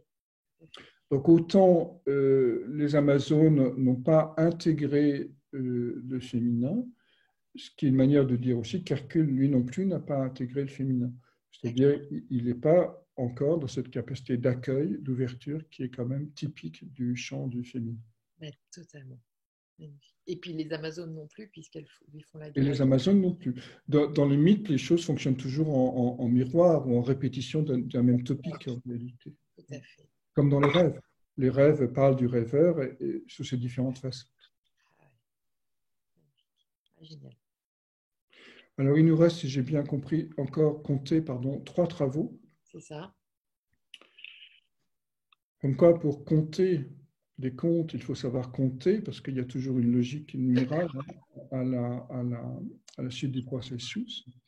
Donc, les 3 derniers travaux, ce sont la capture des bœufs de Gérion, les pommes d'or des Hespérides, et le dernier, ce sera la capture du Cerbère. D'accord. Donc, voyez que Hercule est dans cette attitude il a compris que l'univers était bon. Et ça, c'est évidemment une rupture fondamentale, puisque si l'univers est bon, on n'a plus besoin d'être dans la concurrence, dans la compétitivité, dans la lutte pour la vie, etc., mais simplement dans l'accueil de ce qui surgit dans nos vies. C'est ce que disait le Christ, d'une certaine manière, en disant « Voyez les petits oiseaux des champs, ils ne s'inquiètent pas du lendemain. » C'est une posture, j'insiste là-dessus parce que c'est une posture essentielle, bien sûr, pour poursuivre les travaux. Oui. Donc, les bœufs de Gérion, Hercule doit aller sans paiement ni autorisation, nous dit le texte, aller prendre les bœufs pourpres d'un géant qui a 3 corps, c'est-à-dire il a 3 corps à partir de la taille et 2 paires de jambes. Donc il a 6 bras, 3 mains, 6 bras, 6 mains, 3 bouches et 6 yeux. D'accord. Qui habite sur l'île d'Érythrée, qui est au large des fameuses colonnes d'Hercule, au large du détroit de Gibraltar, dans l'océan. Et donc Hercule il va chercher ces grosses bestioles. Alors il lui arrive plein d'aventures que je n'ai pas le temps de détailler, mais à un moment il monte. Alors pour traverser l'océan, bien sûr, il lui faut une barque. Alors il demande au soleil, est-ce que tu n'aurais pas une barque? Alors le soleil lui prête le lotus d'or dans lequel il circule habituellement pour qu'Hercule fasse sa traversée. Donc on voit bien déjà qu'il est bien ancré dans la présence du soi, puisqu'il demande des choses au soi et le soi lui répond. Ce fameux lotus d'or. Et il va jusqu'à l'île d'Érythrée, la rougeoyante en grec. Il tue Orthros, le chien à deux têtes qui garde le troupeau. Il va tuer un autre personnage qui garde le troupeau. Et il va aussi tuer d'une flèche bien ajustée Gérion, à qui appartient le troupeau. Il va prendre les bœufs pourpres, les ramener alors, pendant un long voyage, sur lequel je reviendrai tout à l'heure, jusqu'à Mycène, en Grèce. Ok. Donc, c'est quoi ces bœufs pourpres? Alors, le taureau, hein, le bœuf, est l'animal de la fécondité, et l'animal de la production, et l'animal de la création. En fait, c'est l'animal qui symbolise les potentiels intérieurs que l'on a. C'est pour ça que souvent, le taureau est représenté comme une bête alourdie. Lorsque la bête est alourdie, ça veut dire que tous nos potentiels sont enfermés en nous-mêmes et qu'on n'a pas encore su les libérer. Inversement, le cheval, c'est la libération de nos élans, donc on a souvent le couple taureau-cheval qui vont ensemble. D'accord. Ils sont pourpres, c'est-à-dire ils allient la puissance du rouge et la puissance du bleu, c'est-à-dire la puissance guerrière et la puissance du ciel. Autrement dit, le pouvoir temporel et le pouvoir spirituel. Donc, et cette île est au-delà de l'océan. L'océan est un dieu-fleuve dans la tradition grecque. Donc, il est dans le monde du mystère. Il est au-delà du monde civilisé, il est dans le monde magique. Donc, Hercule doit s'aventurer dans le monde du mystère, récupérer un potentiel de création qui est à la fois temporel et spirituel, et le ramener sur le continent. Et dans ce long voyage du retour, il en pèlera, il essaimera des bœufs, et ça amènera différentes civilisations à naître. Donc on voit bien qu'ici, dans ce travail, Hercule va se faire prophète en essaimant des puissances de création, en essaimant des idées nouvelles, mais de manière très concrète, qui vont donner naissance à de nouvelles civilisations. Donc, c'est le signe des poissons, hein, qui est associé à ce travail. Donc, c'est quelqu'un qui est capable de porter sa conscience dans le monde du mystère, dans le monde de l'ineffable, et d'en ramener des semences de sens qui vont transformer le monde, ou sa communauté, ou les personnes avec qui il vit. Impressionnant. D'accord. Mais pour faire cela, il faut avoir réuni les trois plans de soi-même. C'est-à-dire, on a vu tout à l'heure que Gérion veut dire chanteur en grec, mais dans le sens de chanteur sacré, chanteur d'oratorio, chanteur d'opéra, etc. Donc, on a une atmosphère sacrée dans cette île. Donc, Gérion, c'est la summum de ce que l'être humain peut accomplir. Il a trois corps, donc il a réuni les trois parties de lui-même. Alors, en termes de développement personnel, ce serait physique, émotionnel, mental, mais en fait, c'est plus que ça. C'est l'inconscient, le conscient et le surconscient. D'accord. Il a réuni l'inframonde, le surmonde dans sa propre personnalité. Et c'est ce que marque Hercule lorsqu'il, d'une flèche, il réunit ces trois corps. Donc, Hercule, c'est celui qui est capable de rassembler dans une même présence le surconscient, l'inconscient et le conscient. D'accord. Alors, cette thèse, ce type d'analyse est corrélé par les amours d'Hercule lorsqu'il revient dans le monde ordinaire, sur le continent, avec ses animaux. On nous dit qu'il est d'abord amoureux d'une dame qui s'appelle Pyrénée. Oui. Pyrénée, en grec, veut dire la reine du feu. Je ne savais pas. La reine du feu. Oui, ça a donné naissance à la chaîne de montagnes son nom a donné naissance à la chaîne de montagnes que nous connaissons. D'accord. Les Pyrénées. Donc Hercule est d'abord amoureux du feu sur le sommet de la montagne. Donc il contacte le surmonde, il contacte les forces pures d'énergie vitale. Ensuite, il va tomber amoureux d'une femme qui s'appelle Galatée, qui veut dire le lait, hein, et qui donnera naissance à la tribu des Gaulois. Ah oui. Donc d'une femme ordinaire, entre guillemets. Et après, lorsqu'il va arriver en Sicile, il va passer près d'une grotte et il va entendre un appel qui va lui dire, écoute, viens passer une nuit d'amour avec moi. Il va rentrer dans la grotte et il va voir en fait qu'il s'agit d'Echidna.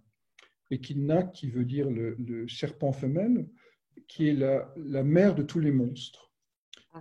Mais Hercule, dans son état de réalisation, il va quand même avoir passé une nuit d'amour avec la mère de tous les monstres. Et dans leur relation va naître des êtres humains normaux.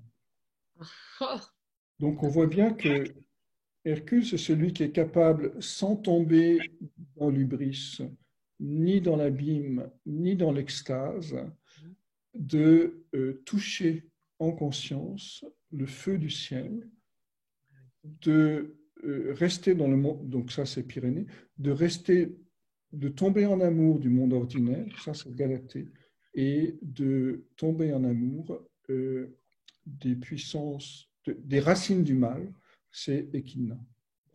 Donc on voit bien qu'ici, évidemment, ce travail d'Hercule, d'ailleurs le texte nous le dit très clairement, c'est le dernier travail de l'homme en tant qu'homme. Lorsqu'il fait ce travail, l'être humain a accompli la totalité de sa nature humaine, nous dit le texte. Mais évidemment, on peut guère aller plus loin. Lorsqu'on a élargi sa conscience à l'âme du monde dans sa version la plus lumineuse et dans sa version la plus obscure, en étant capable de ramener quelques semences de sens de ce monde-là pour féconder les humains ou les collectivités, on peut guère demander plus. Donc, néanmoins, il y aura 2 travaux surnuméraires, hein, les 2 derniers, qui vont se placer hors du monde. Donc, je disais tout à l'heure, en fait, les 6 premiers travaux, c'est dans le Péloponnèse, donc l'élaboration et l'affirmation du contact avec le soin. Les 4 travaux suivants, c'est à l'extérieur du Péloponnèse, c'est-à-dire l'exploration de l'âme du monde. Et les 2 derniers travaux seront hors du monde.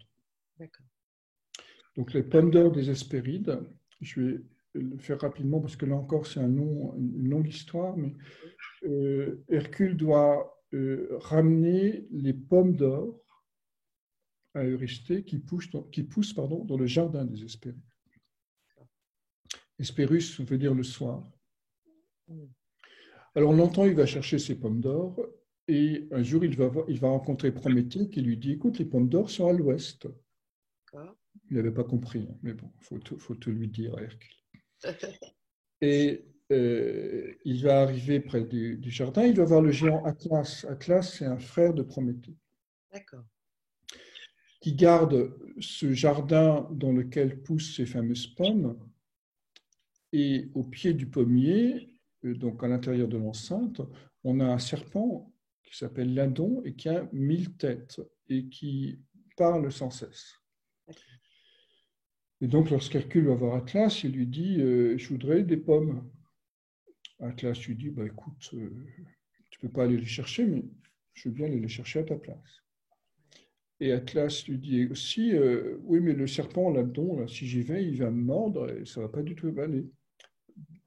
Hercule prend sa flèche et il transperce les 1000 têtes du serpent d'un seul coup, au-delà du mur d'enceinte. Et après, il dit à Atlas, écoute, vas-y. Alors, Atlas, tu réponds, oui, mais je veux bien y aller, mais comme tu vois, je porte le ciel sur ma tête, donc il faudrait que tu me remplaces. Hercule dit, oui, je vais te remplacer. Donc Hercule prend la posture d'Atlas avec le ciel, et non pas le ciel sur ses épaules, mais bien le ciel sur sa tête. Et Atlas va donc dans le jardin, et ses filles cueillent des pommes, lui donnent 3 pommes, et il les ramène à Hercule. Là, il y a une petite ruse du mythe qui nous dit, Atlas dit à Hercule, écoute, je vais les ramener à Eurysthée moi-même, à ces fichues pommes. Alors Hercule dit, oui, écoute, d'accord, mais j'ai un peu mal, est-ce que tu pourrais mettre un petit coussin sur ma tête, parce que le ciel, il est lourd. Donc il redonne le ciel à Atlas, et bien sûr, il prend les pommes et il se carapate. Donc que nous dit le mythe là? Pour cueillir les pommes, c'est quoi? Alors les pommes, je n'ai pas le temps de démontrer, mais c'est le symbole de l'immortalité.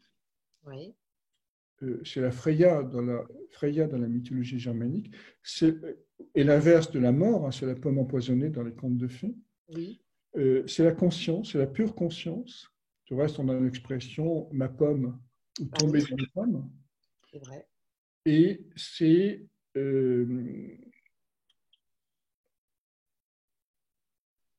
il y a une notion d'immortalité. Donc, la tradition indienne a ces trois expressions pour parler de l'homme réalisé, Sat, Chit, Ananda. C'est-à-dire pure existence, donc Sat, pure conscience, Chit, et pure béatitude, Ananda. Pure, ça veut dire sans cause. Ah, sans cause. Donc, c'est parce que je suis dans la pure existence, parce que je suis dans l'existence sans cause, je suis dans la... Donc, c'est un niveau de conscience qui est au-delà de tout ce qu'on peut imaginer nous, parce qu'on a toujours conscience de quelque chose. Oui. Donc, on existe parce qu'on sent qu'on est dans quelque chose. Donc, c'est dans l'être pur. Parce que je suis dans la pure conscience, pure existence, pardon, je développe la pure conscience, et parce que je suis dans la pure conscience, je développe la béatitude, la joie pure. Donc c'est ça en réalité que Hercule va tenter d'atteindre. Donc c'est bien un travail hors du monde. Ouais. Comment atteindre le paradis? Puisque c'est une image de paradis. En réalité, le pommier gardé par un serpent, on a dans la tradition biblique, mais c'est un mythe de chute dans la tradition biblique, alors que là, c'est un mythe de remontée qui va vers l'éveil. Il s'agit d'abord de détruire le serpent qui est au pied du pommier. Le serpent, il parle 1000 langues. Donc, c'est le Babil. Et dans la tradition biblique, on a la tour de Babel, donc, qui est à l'origine des 1000 langues du monde. Donc, en fait, lorsque Hercule tue le serpent, il tue le Babil du monde. C'est-à-dire, il rentre dans le grand silence. Donc, la seule condition pour rentrer dans ce paradis des origines, Satchitananda, les pommes d'or, les 3 pommes d'or, c'est d'entrer dans le grand silence. Il n'y a plus rien qui travaille dans la tête. Il n'y a plus rien qui fonctionne. C'est même plus poser sa conscience au-dessus du mental, comme les oiseaux de Stafford. C'est simplement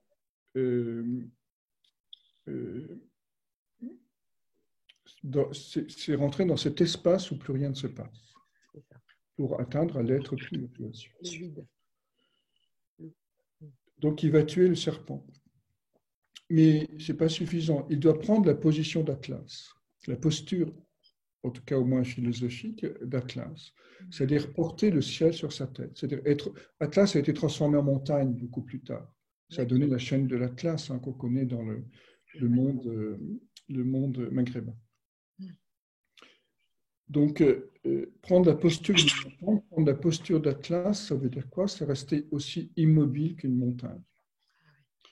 Et debout, en reliant terre et ciel, tutoyer les étoiles, mais avoir les pieds bien ancrés dans la terre, dans le centre de la terre.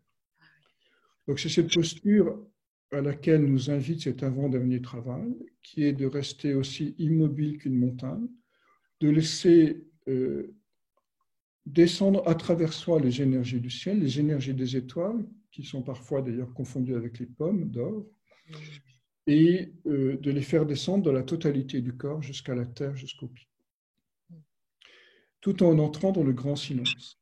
Et à ce moment-là, effectivement, on peut recevoir ce don du ciel, puisque les pommes sont reçues ici, elles ne sont pas prises.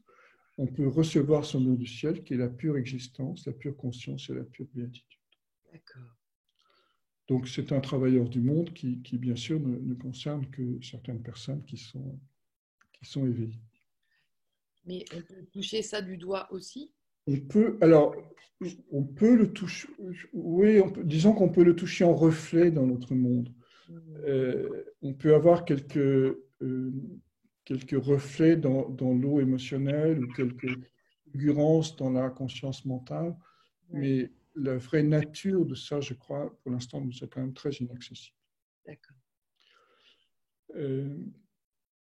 Et ensuite, les pommes vont être données à Eurysthée qui va les remettre à leur place. De même que le cerbère va être amené à Eurysthée qui va le remettre à sa place. Donc, on ne dérange pas le monde magique, le monde du mystère. on ne peut que l'être humain, au mieux, est considéré comme un voleur dans ce monde et accueilli comme un voleur dans ce monde du mystère, et ce qu'il touche devrait être remis à sa place. Donc, ce n'est plus un monde à transformer, comme dans les travaux précédents. C'est vraiment des espaces où un absolu respect est nécessaire. Ouais, c'est ça. Donc ça, c'est l'avant-dernier travail qu'on peut parfois mettre en dernier, hein, ça dépend, mais il y a un doute sur lequel est le dernier, lequel est l'avant-dernier. D'accord. Donc le dernier travail que j'ai mis ici, c'est la capture du cerbère. La capture du cerbère. Alors le cerbère, c'est quoi? C'est l'animal qui garde la porte des enfers, bien sûr, la porte du monde souterrain dans lequel Hadès règne. Hadès, le dieu, ou Pluton en latin. Pluton veut dire le riche et Hadès veut dire l'invisible. Donc c'est le dieu, c'est le monde des morts en réalité, où les âmes des morts vont après leur vie terrestre. Okay. Ce n'est pas les enfers. Hein. L'enfer est une notion judéo-chrétienne qui s'est construite beaucoup plus tard, mais c'est juste un monde où les Champs-Élysées sont une grande avenue du monde souterrain dans lequel vivent les âmes des morts. Donc c'est un monde peuplé d'asphodèles, de plantes, de végétaux, etc. De fleuves, les 4 fleuves qui traversent ce monde. D'accord. Bref, donc Hercule doit descend par une porte de ce monde souterrain. Il va voir le Cerbère. Plutôt, il traverse. Il va demander à Hadès l'autorisation de prendre son Cerbère. Hadès dit oui.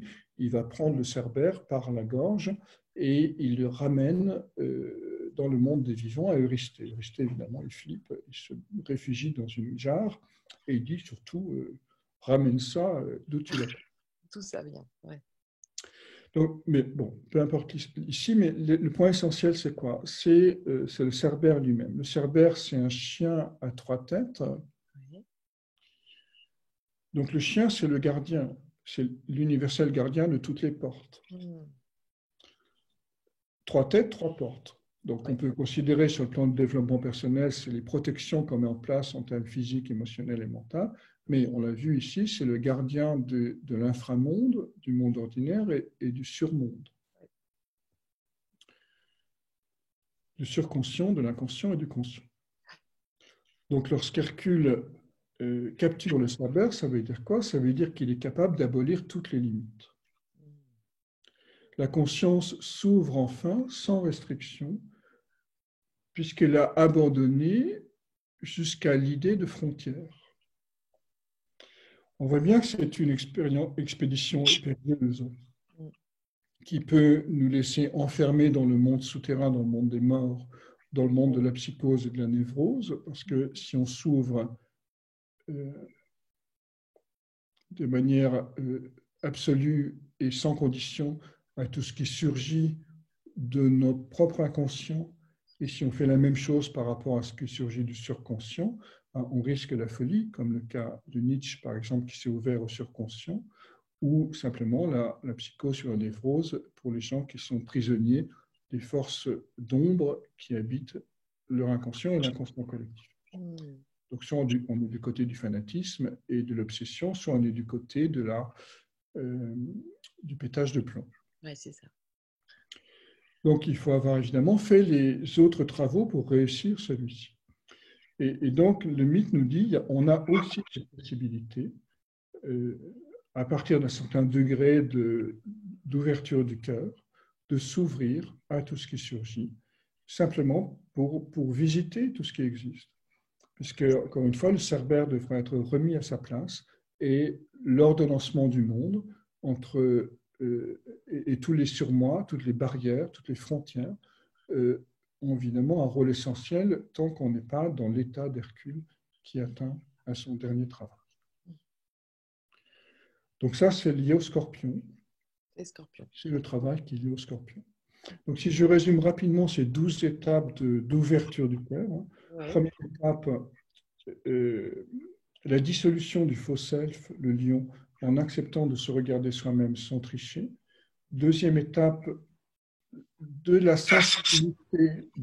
la sensibilité nouvelle qui est née, cautériser les blessures de souffrance, l'hydre de Lerne. Ensuite, le sanglier d'Érimonte,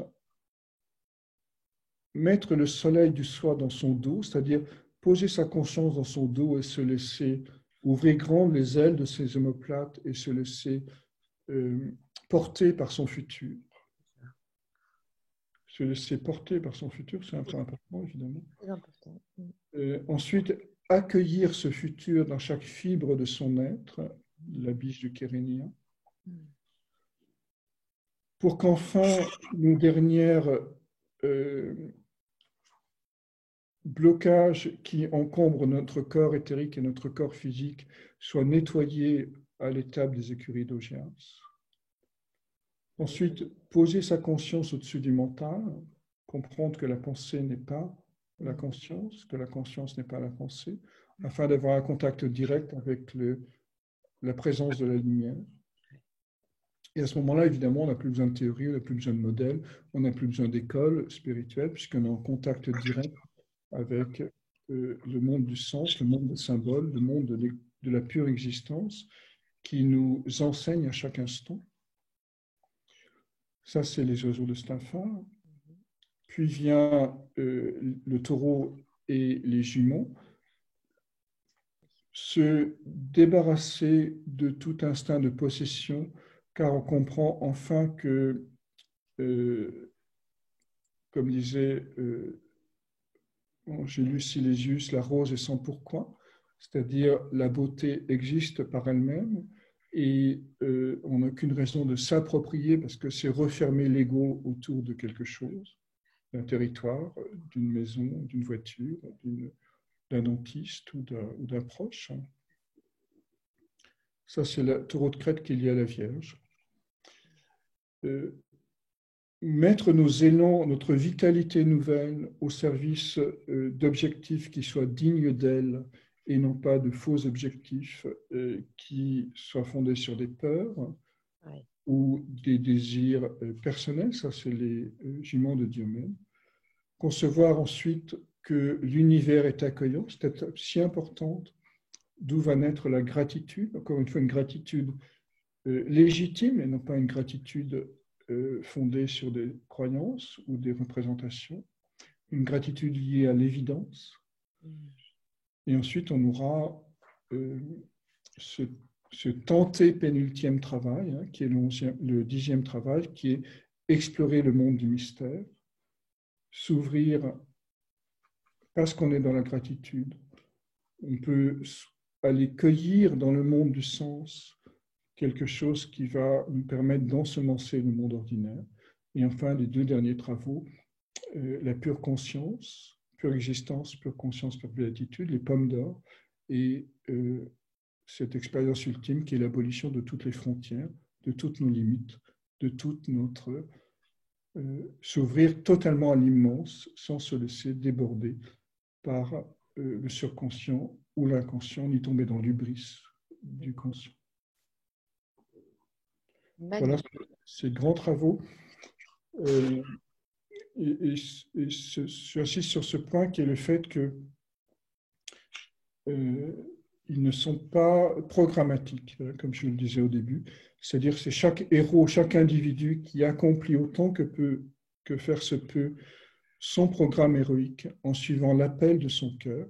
Et c'est lorsque tous ces héros individuels se sont mis debout que l'on commencera à voir le monde d'après, le nouveau monde, parce que celui-ci va se mettre naturellement en lumière, en construction, en élaboration, non pas parce qu'il aurait été pensé par des individus qui veulent appliquer leur méthode, mais parce qu'il se sera progressivement révélé du fait du travail intérieur de chacun.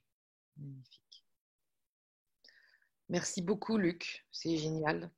Cette vision est vraiment tellement porteuse et j'allais te demander si, pour toi, tu confirmes cette hypothèse que cette période que nous vivons actuellement est propice. Alors, elle est propice en fait. On peut, comme toujours, voir l'aspect ombre et voir l'aspect lumineux. Oui. Et l'aspect, la balance va dépendre évidemment de l'orientation des consciences individuelles. Autrement dit, le nouveau monde, comme on l'appelle parfois, existera si on fait ce qu'il faut pour qu'il existe. C'est ça. Donc ce fameux confinement a, de mon point de vue, plusieurs points. C'est-à-dire, d'une part, nous ramener, bien sûr, vers l'intériorité, puisque la vie intérieure, c'est la vie intérieure. Bien sûr. Et avec toutes les frustrations, les difficultés que ça peut représenter, etc. Donc, ça peut être pour un certain nombre d'entre nous un moyen de revenir vers le lion de Némée et de commencer ce parcours héroïque. C'est ça. Mais si on regarde après d'un point de vue astrologique, on a cette triple conjonction Jupiter, Saturne, Pluton en Capricorne. Donc, collectivement, on risque d'aller, et on l'est déjà d'ailleurs, vers des systèmes de contrôle de plus en plus coercitifs, simplement parce que la peur domine. La peur du virus, la peur de la crise économique, la peur de la faillite, que sais-je encore. Donc plus on est dans la peur, plus on va mettre des barrières pour se protéger de ces peurs. Ouais. Et donc plus on va créer des systèmes autoritaires et des systèmes de contrôle qui fait qu'on va vers une société quasiment orwellienne. Donc ce qui se passe déjà en Chine avec tous les systèmes de contrôle facial par caméra. Donc, au fond, je crois qu'on est à un point charnière entre deux visions du monde. Une vision qui est dans la gratitude et qui est dans la confiance que chaque personne peut entamer ce chemin héroïque. Et à ce moment-là, à partir de maintenant, ce nouveau monde va pouvoir se créer parce qu'il y a eu cette rupture, ce choc, qui a montré la fragilité de nos sociétés tout en extériorité et tout en exploitation de la planète. Un virus a fait ce qu'aucune COP 21 et 26 n'a jamais réussi à faire. Il faut quand même le rappeler. Donc, nos sociétés sont extrêmement fragiles. Donc, quand on est devant la fragilité, on fait comme avec le premier travail d'Hercule, soit on le réussit et on accueille cette fragilité, soit on la refuse et on accentue le faux self pour devenir encore plus invulnérable. Donc, voilà, l'avenir va sans doute se partager entre ces deux grands courants et forcément le premier courant, c'est-à-dire celui des travaux d'Hercule, va réussir parce que le deuxième est condamné à l'échec du fait que les ressources de la planète ne pourront pas le supporter. Mais, et donc, on va vers une sorte de catastrophe écologique qui va nous obliger, ce système, à se modifier d'une certaine manière. Ouais. Mais si on fait cette transformation en conscience, on va éviter quand même beaucoup de malheurs et de souffrances dans le monde, du genre épidémie, catastrophes climatiques, guerre, violence. Tout à fait. Donc, rien n'est écrit, bien évidemment, mais on va dire qu'aujourd'hui, on a la possibilité de bifurquer, ou en tout cas d'augmenter les forces de transformation intérieure qui vont par contre-coup permettre une transformation du monde vers laquelle on ignore tout et contrebalancer ces forces de pouvoir et de peur qui ont construit une société telle qu'on la connaît aujourd'hui. Merci. Magnifique. Que penses-tu d'une éventuelle évolution de l'humanité Tout à l'heure, je t'ai posé la question, est-ce que d'après toi, on peut passer à tel travail d'Hercule plutôt que de les prendre chronologiquement? Alors, tu m'as dit qu'effectivement, tout se faisait à peu près en même temps. J'ai l'impression de croiser la route de pas mal de personnes qui sont déjà dans le fait de se laisser pousser par leur futur, dans ce lâcher prise, dans cette confiance absolue dans l'univers, etc. J'ai l'impression d'en croiser beaucoup, et notamment dans les jeunes générations.